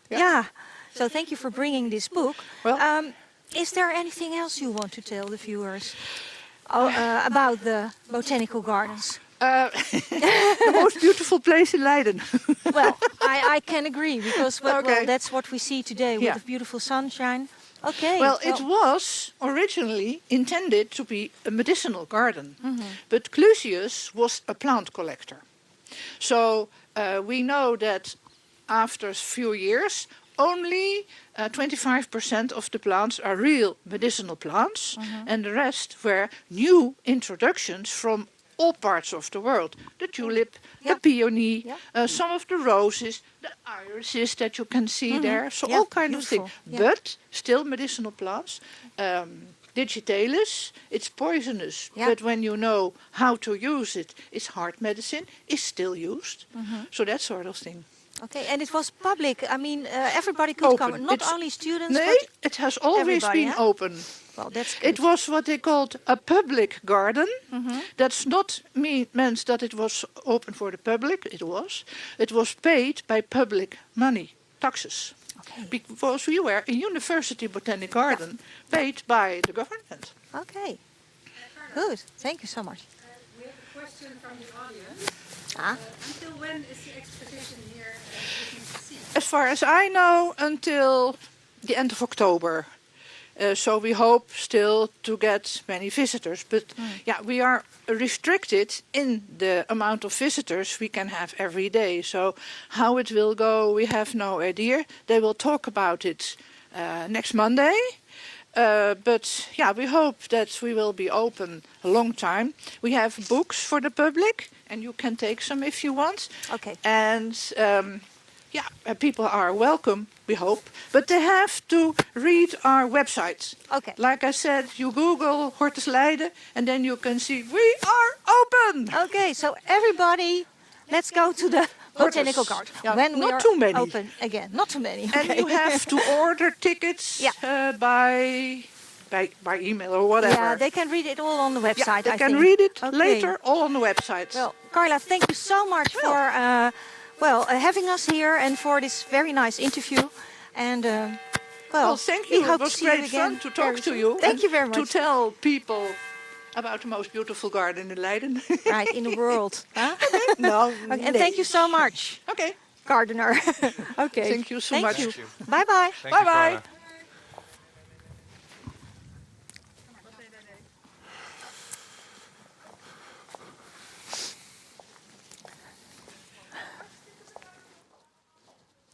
Bye-bye.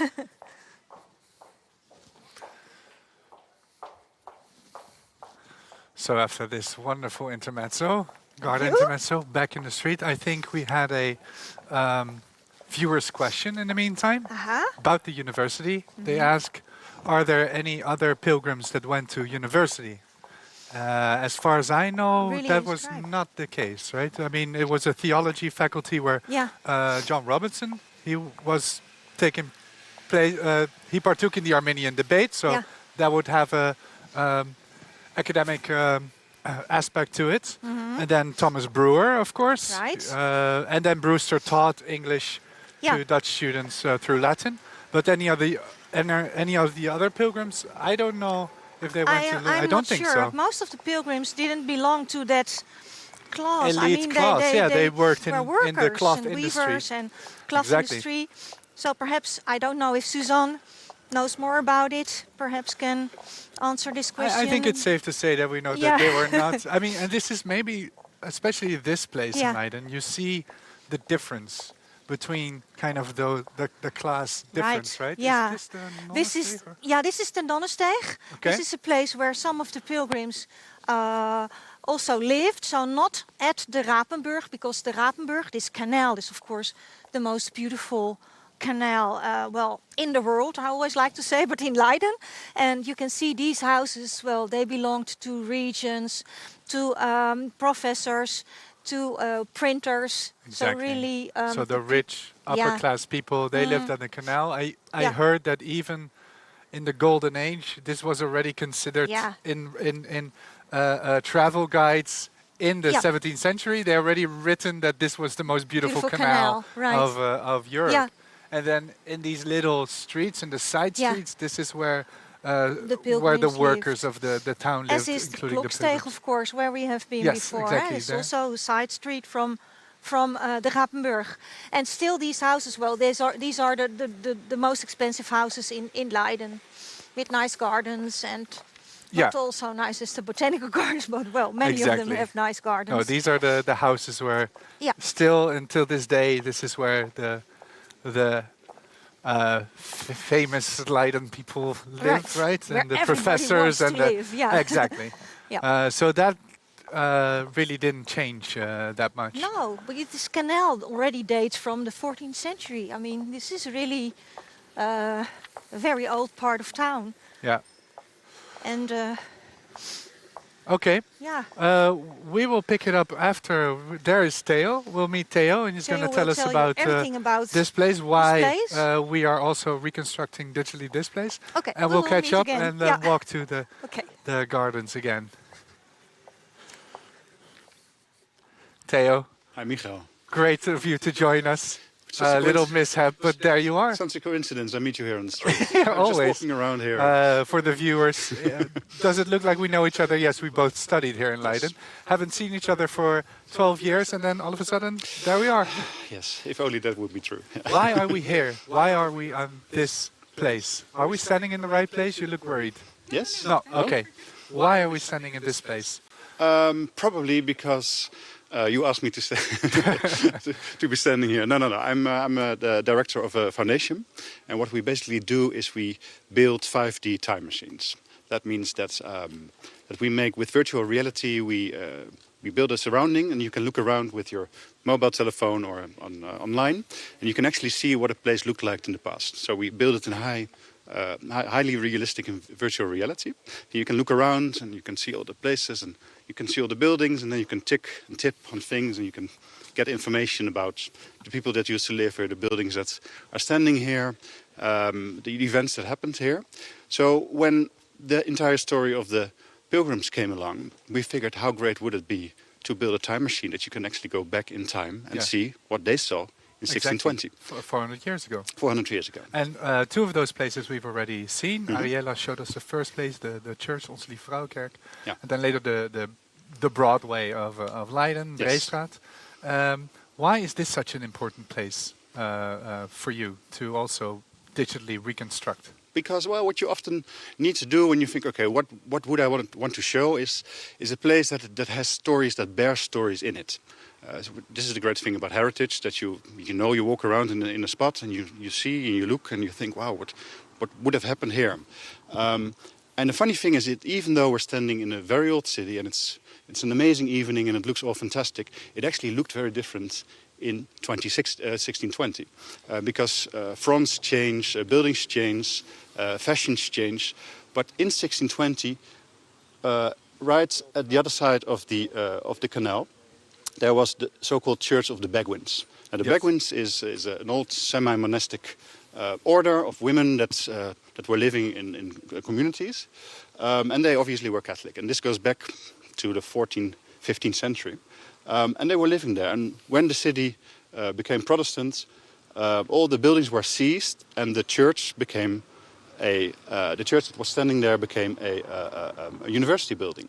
But later on, with all the turmoils and all the problems with religion, the government didn't want people to have their meetings and their masses at home. So they said, okay, well, you can use that church, which is a former Bagwin church, so please, by all means, use it. So that's for the viewers, we were just in the courtyard of the Pilgrims, on Pesijnhof, where they used to live. Yeah. And there was this old tree, so you couldn't see it, but that actually pointed towards the spot where the Pilgrims went to church on every Sunday, right? Yeah, every Sunday.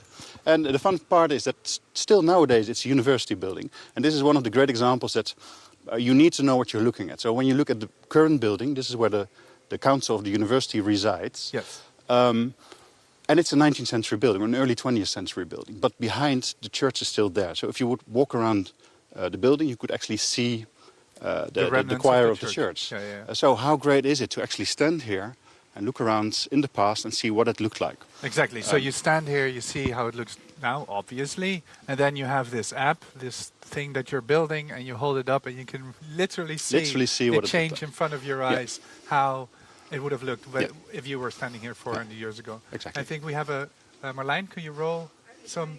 Oh, it's already seen. Sorry. So, and what may be interesting to tell, what we showed on the image, and I suppose the viewers can see that by now, is that we're not done yet with the reconstruction of this part of the city. So we're still doing the research, and it's a lot of research because, as I said, tedious. Every little stone and every... Tedious. I'm an historian. Oh, of course, sorry. It's the most fantastic thing you could possibly do. It sounds... it's quite intense. It's very intense. You need to have every little brick and yes. mortar you want to reconstruct. Yeah, and the fun thing, it is a reconstruction. That means that you never, when you go back this far in time, you never really know 100% what it looked like. Exactly. But you can do an educated guess, and sometimes you actually do know it. So what we do, we work as a foundation. We work together with, for instance, Leiden Heritage, that has the archives and that have people that are very familiar with the local architecture, and so they help us. And we do a lot of research ourselves. So we use old maps and old city views, these bird-eye views over the city. But also... do you also use sources, like somebody explaining how a building would have looked? Maybe like descriptions? I don't know, like a... Yeah, you don't really have that. No. What you do very often have is that in the 19th century, when the awareness of heritage became more important, people started to actually paint and sketch the buildings. Before, often they were demolished or changed. So actually that is a very good source. We also use that. Okay. And sometimes we really use sort of very specialized research. For instance, well, I don't know whether the camera can see it, but if you take a look at this house, and you see the front is much later. But you can see at the back, you can see the yellow wall. Yeah. And that probably means, if you take a proper look, that they changed the front because fashion changes and... Well, exactly. But the house at the back is still the original So one. the side of the building, you're looking at the old house. Exactly. But in walking the streets, you see this new facades, basically. So, you try to peel it like an onion. You peel layer after layer after layer. And sometimes that actually means that you, for instance, you do, with a very difficult word, the so-called dendrochronological research. That means that you take a look at the growing rings of old wood. So you take a sample of the old wooden structure of the house, which often actually go back to the Middle Ages. And then you can see from what period they are, and that gives you an indication of the age of a house. So that we do that for every house, but then we virtually reconstruct it digitally, and it's a puzzle, really. And why would you say, I asked the same question to Ariela, why would you say this is important to do? Especially in a commemorative year like this. Mm-hmm. I mean, we are commemorating this history, the shared history. Why is it important that we, in such a year, do projects such as these, so that we can really kind of figure out how it... What is your the ultimate goal? The ultimate goal for us as a foundation is really to raise awareness of the past. To actually tell stories. Places have stories, as I said earlier, places have stories in them. So what we try to do is to make people fascinated. Wow, I can actually look in the past. This is great. And these places lead to larger stories. So for instance, we have the university, we have the church where the Pilgrims used to go. Just around the corner, Thomas Brewster used to live. So it becomes all very concrete. And you walk around in this place and you think, well, these people actually lived here. I can get the information. And this is the interesting thing. If I want to know more, I want to know more about the religious turmoils of the 17th century. Or about the university, I can click on. You can really go in depth by going through those layers. Yeah, so what you basically create is a sort of time machine, an encyclopedia, and ultimate tour guides all in one. And you can use it, and the good news is for the Americans and the English that you can actually do it on your computer, so you don't have to come here. But when you're here, you use your telephone, and you look around, and you see so you really become aware of the stories and the importance of a specific place. What I really like about this particular project is, and we really didn't discuss that, but the Pilgrims didn't leave from Leiden, they left from Delfshaven, which is now in Rotterdam. Mm-hmm. I mean, it was mentioned a couple of times, where next to the water. You are also going into places on the route from Leiden to Delfshaven and then Delfshaven itself. So this is basically a project that extends way beyond Leiden. Actually, the original idea when we started the whole project and we were starting to work together with Leiden Heritage was, okay, can we recreate the first stage of their journey? And that goes from Leiden to Rotterdam, Delfshaven, which is nowadays a part of Rotterdam. And then we figured, okay, if we reconstruct a number of the most important places here in Leiden, that tells the story of where they lived, what it looked like, the stories of the city, of their daily life. But then it would also be interesting if you take a look there, you can see a bridge. And that's the beginning of the Vliet. We'll get there after visiting Leiden Heritage. Yes. And so that's the start of when the canals become channels.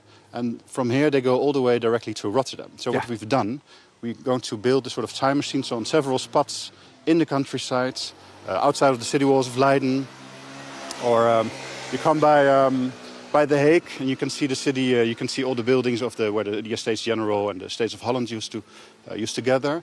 We come by, for instance, Delft, the famous spot where Vermeer later would paint his famous view on Delft. Exactly. And then we arrive in Delfshaven, and all those places you can look what they looked like, or you can see what landscape and the Dutch, the Holland looked like in the 17th century. It's wonderful, and you're still working on it, right? You're doing the research, you're making everything to be technically applicable. Can you promise when this pandemic is over and Americans are coming over to Holland, or people from the UK are coming over, or people from other places in Holland coming to visit, that it's going to be done? Yeah, it should be online in the beginning of August. Yeah. So that's our aim, and we're on track, I think. So that should be okay. Where so before can people actually find it? Well, via your site, the site of the Mayflower 400, obviously. And there is an address, it's called Canals 5D. So the 5D is five-dimensional, as I explained. And maybe if you allow me, because we're doing research what the Speedwell actually looked like, the ship that they were sailing from Delfshaven towards England.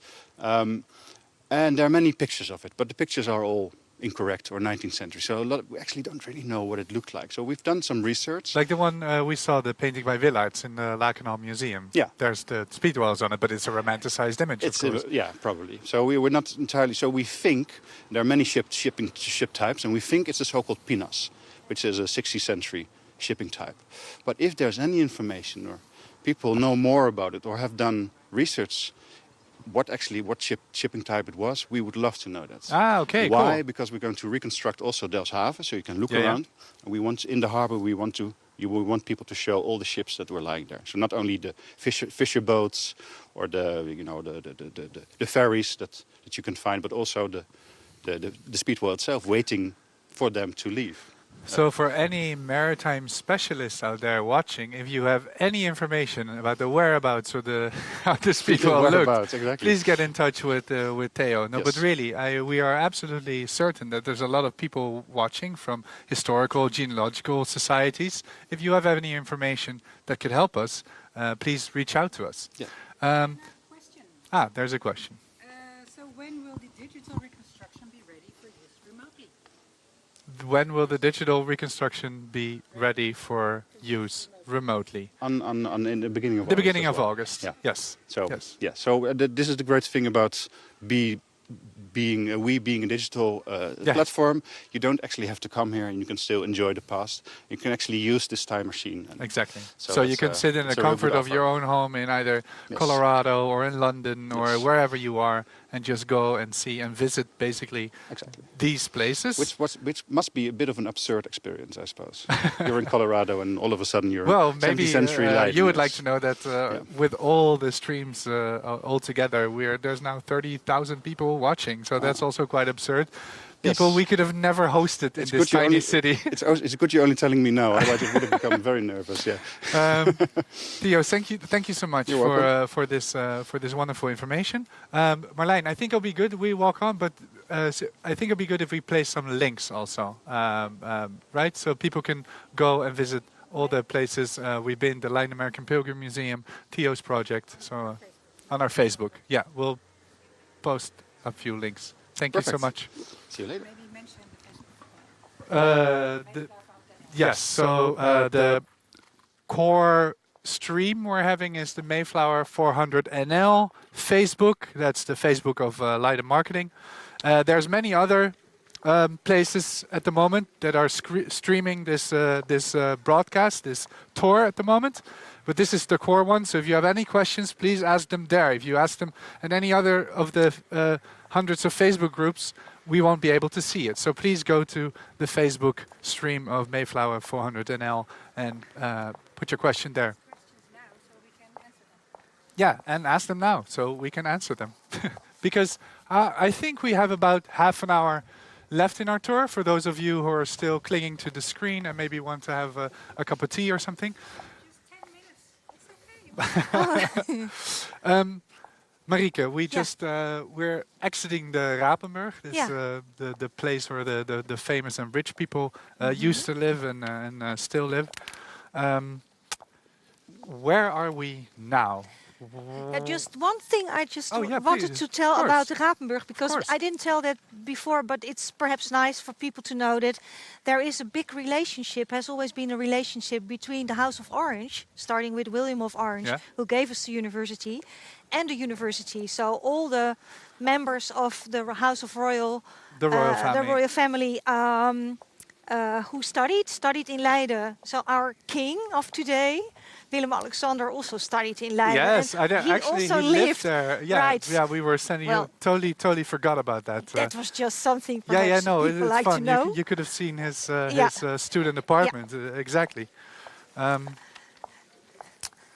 We are now walking towards Leiden Heritage, their building, but we're also passing a very interesting building, the stargazing building.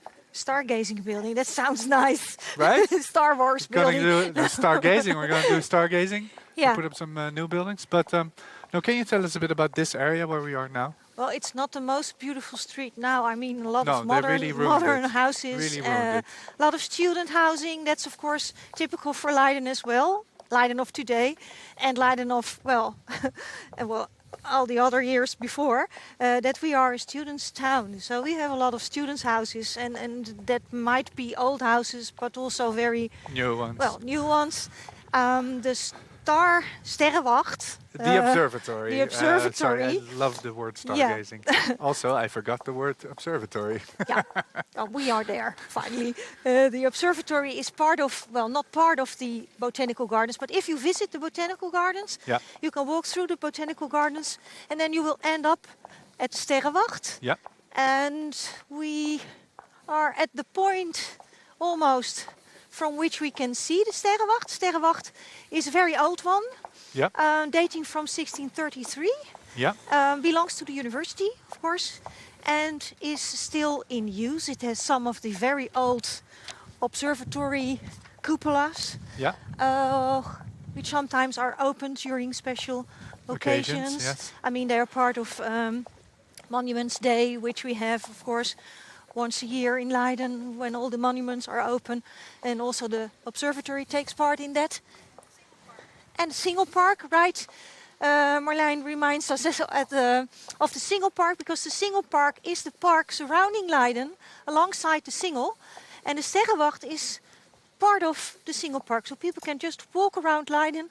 I think it's in total 7 kilometers. Yeah. The Single Park, and then the idea of the Single Park is basically that they connected all the inner part of the Single, of the water surrounding the city. Yeah. And they made it now, or they're still working on it, I think, so that you can walk the entire city uninterrupted. Yeah, that's true. There is an in-start, but I don't know if that was in the beginning of the tour, was planned in the beginning of the tour, where you see the construction of the Single Park. But what is also nice, of course, is that you can take boat trips in Leiden. Exactly. And, if you go through the Single, you will pass the Single Park as well. So if you don't like to walk, you can pop in a boat and then visit it by that. Well, that's the observatory for our guests. This lovely afternoon sun. I heard that it's the oldest academic observatory in the world that is still in use. Still in use, which is very special, of course. And on that side, it's the archive. We're going to Ariella. You've met her before. There. I think I see her already there. Okay. And Ariella, director of Leiden Heritage. Leiden Heritage also holds what is called the Pilgrim Archives, and she's going to tell us more about it. There's a lot of paper, a lot of documents, very, very special and unique documents, and I'm sure she will show us some. And then also one of the projects that Leiden Heritage is doing this year, except for the reconstruction of the heritage that we've just seen also Theo talking about, they also have an ancestor booth. An ancestor booth where people from the States who are descendants can come to Leiden and find out more about their heritage. But Ariella will tell more about that. Ariella, nice good to see you again. Yes. Well, we're at Heritage Leiden here. The building opposite me is the oldest municipal archives in the Netherlands. Does it work?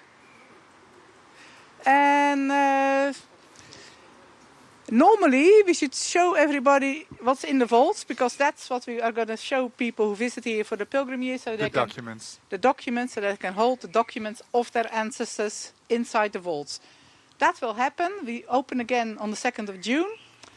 But filming a live stream doesn't work in a vault, because the vault is made of thick concrete. Actually, it has a prescription that you have to be able to withstand 2 rocket attacks in the same place. This is how good we in Leiden guard the Pilgrim archives. Exactly. Not to mention all the climate and whatever. Of course. But that means that the live stream doesn't work, because there's no Wi-Fi or whatever that goes through all that concrete. So instead of that, we will show you a little film that we made earlier, so you can see what people will see when they visit here.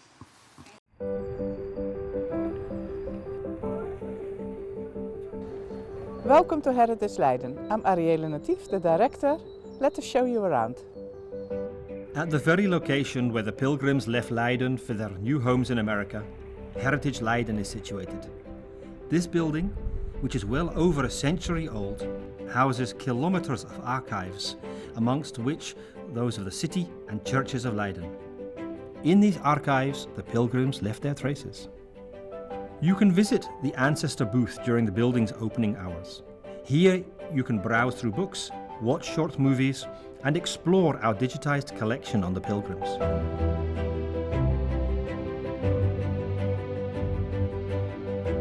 Would you like to see the real documents? That's also possible. Every visitor can take a peek into our treasure room. We will show you the most important documents, and if you wish, you can take a picture with your ancestral record. Group visits need to be booked in advance. Are you going to explore Leiden? We've made some impressive VR reconstructions to enhance your experience of the 17th century city.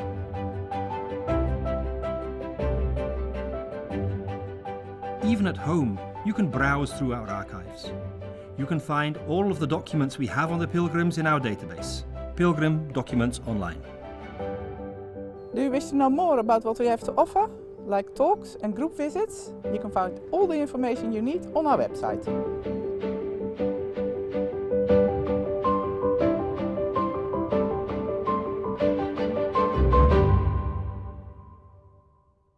So, Ariella, we are now inside. We are standing in the ancestors booth. Yeah. I think it would be nice to say, Suzanne, maybe a wave for the camera. Yeah. Suzanne, our specialist, she has been answering questions on Facebook and keeping track of all the interesting questions coming our way. Exactly. The ancestors booth. I'll explain a bit. The idea is that anybody who's interested in their Pilgrim ancestors or just generally interested in the Pilgrims can come here. They can watch a few short movies that we made on the Pilgrims, on different aspects of their lives. They can use the database over there, which has all the Pilgrim documents in that we have digitized and transcribed, so you don't have to read that horrible 17th century handwriting. This map will show you the city as it was in the time of the Pilgrims, with all the pins showing you where the Pilgrims lived when we know it, because loads of them rented accommodation, and rented accommodation doesn't show up in the records. It's only ownership that shows up. Or if they come up in a court case and they have a good description of where they lived exactly. So that is where they lived. You can look again at all the digital reconstructions that you saw earlier. And because, well, we can't go into the vault, I brought one document down. I knew you would do it. Yes. And this is an apprenticeship agreement for, I forgot who is this, Vince Jepson, I think. And he becomes an apprentice, and because he needs a contract for that, they go to a notary.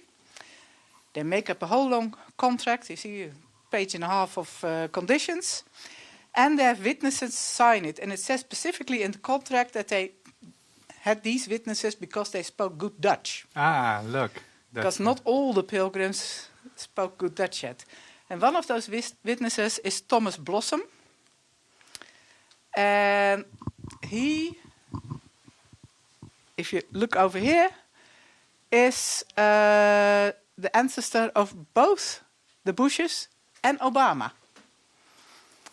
So he is a sort of double whammy ancestor. And in fact, we put all the pilgrims who had a president as a descendant on the wall here, so you can see how they descend. And that's basically what people can do here. They can walk around here, look a bit, and then we take them up into the vault, and we show them any document of their ancestors. We got all the pilgrims in here, and all the documents that we have of them are noted on the back, and the one that's in red is the one they can hold in their own hands. And because it's very special if you hold a 400-year-old document, we make a photo of them, and they can have a commemorative photo with their ancestors' document, where they can hold the exact same page where their ancestor put down his mark. His signature, because this is amazing. Yeah. This is the original signature by the 13th great-great-grandfather of Barack Obama. Yeah. That's just laying around here. Yeah, it's this one here. Sorry, that's this him. one. That's him. You can see here. Here is Blossom. And actually Jonathan Brewster as well.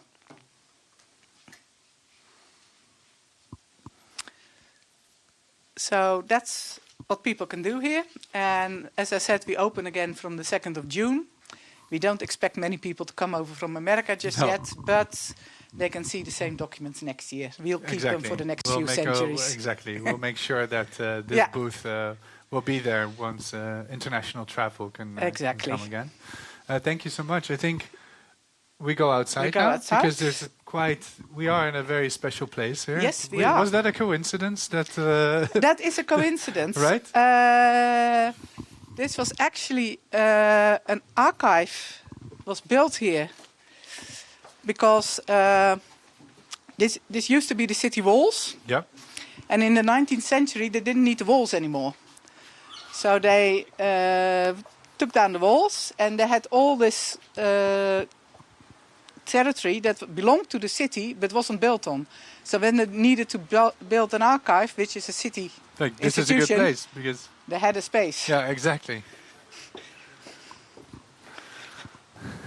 Well, what makes this so incredibly coincidental is that this Leiden heritage is based on the place where actually the pilgrims left from. Yeah. This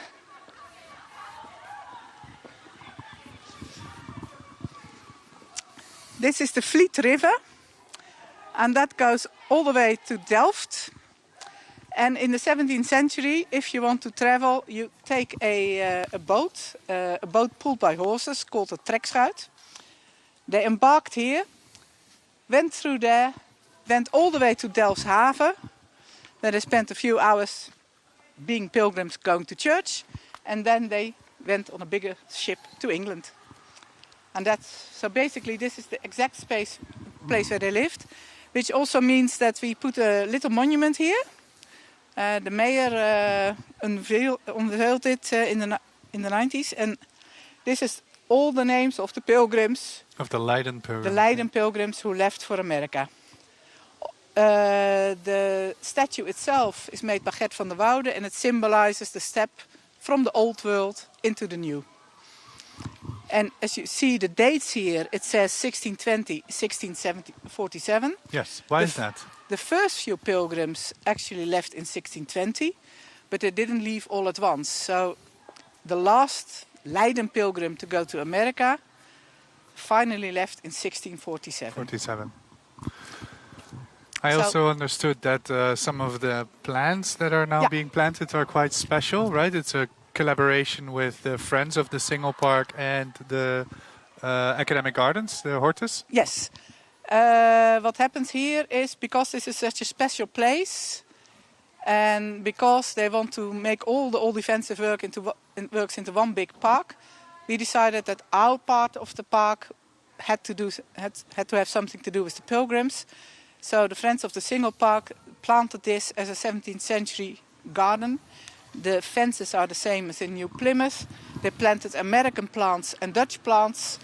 And in that way, we have a sort of different commemoration of the Pilgrims here. A flowery commemoration. Exactly.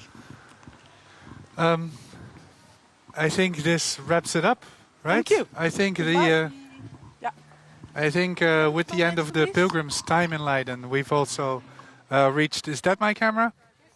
We've also reached the end of our tour and broadcast. Thanks to all of our wonderful guides. They're there at the cross street. Guys, thank you so much for.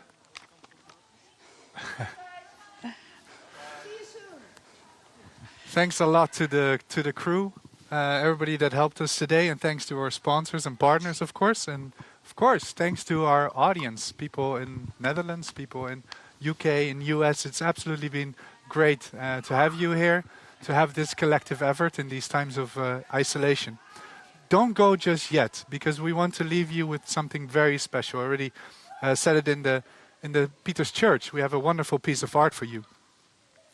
I told you about one of the reasons why this commemoration is so important to us as a city is because of the relevance in the here and now. And it's absolutely wonderful to see how the themes of history inspire artists in this day and age. Caspar Vase, we already mentioned him. He's a famous contemporary artist in Leiden. For those of you from the US and UK, you might know him. He also exhibits in London, in New York, and Miami. But ever since he was young, he was born in this place. He's from this place. Ever since he was young, he was captivated by the idea that these great painters came from the same city that he was a young boy in. And so his parents took him to Rijksmuseum to see The Night's Watch by Rembrandt, and he came home and he started painting it on his walls. And he's been a painter and photographer ever since. This year is about freedom. It's also 75 years ago that the World War II ended. And of course, in Leiden, we have the Leiden400 commemoration. So Caspar, inspired by the themes of freedom and tolerance, he made a stunning piece in the Pieterskerk with the help of his friends in dance and in film and in music. And with that piece, I won't say too much about it, you have to see it. We want to leave you with some reflection and contemplation. And for now, we wish you a lot of good health. I have one more thing. Oh. Because when visitors are coming to Leiden, they can do the pilgrim route themselves. Just so you know. And we also have a Rembrandt route, so you can see all the locations we've went to and all the different stories that have been told there. So I'm sorry. Don't be sorry. Good that you tell us this. We want to leave you. We wish you good health. Marlijn, a special thanks to you. Thanks for making this possible. Thank you for presenting. I would like to hug you, but Yeah, that's not but absolutely wonderful that you organized this. And of course, we would really like to see you in Leiden one day. And for now, let's watch the work by Caspar Vase.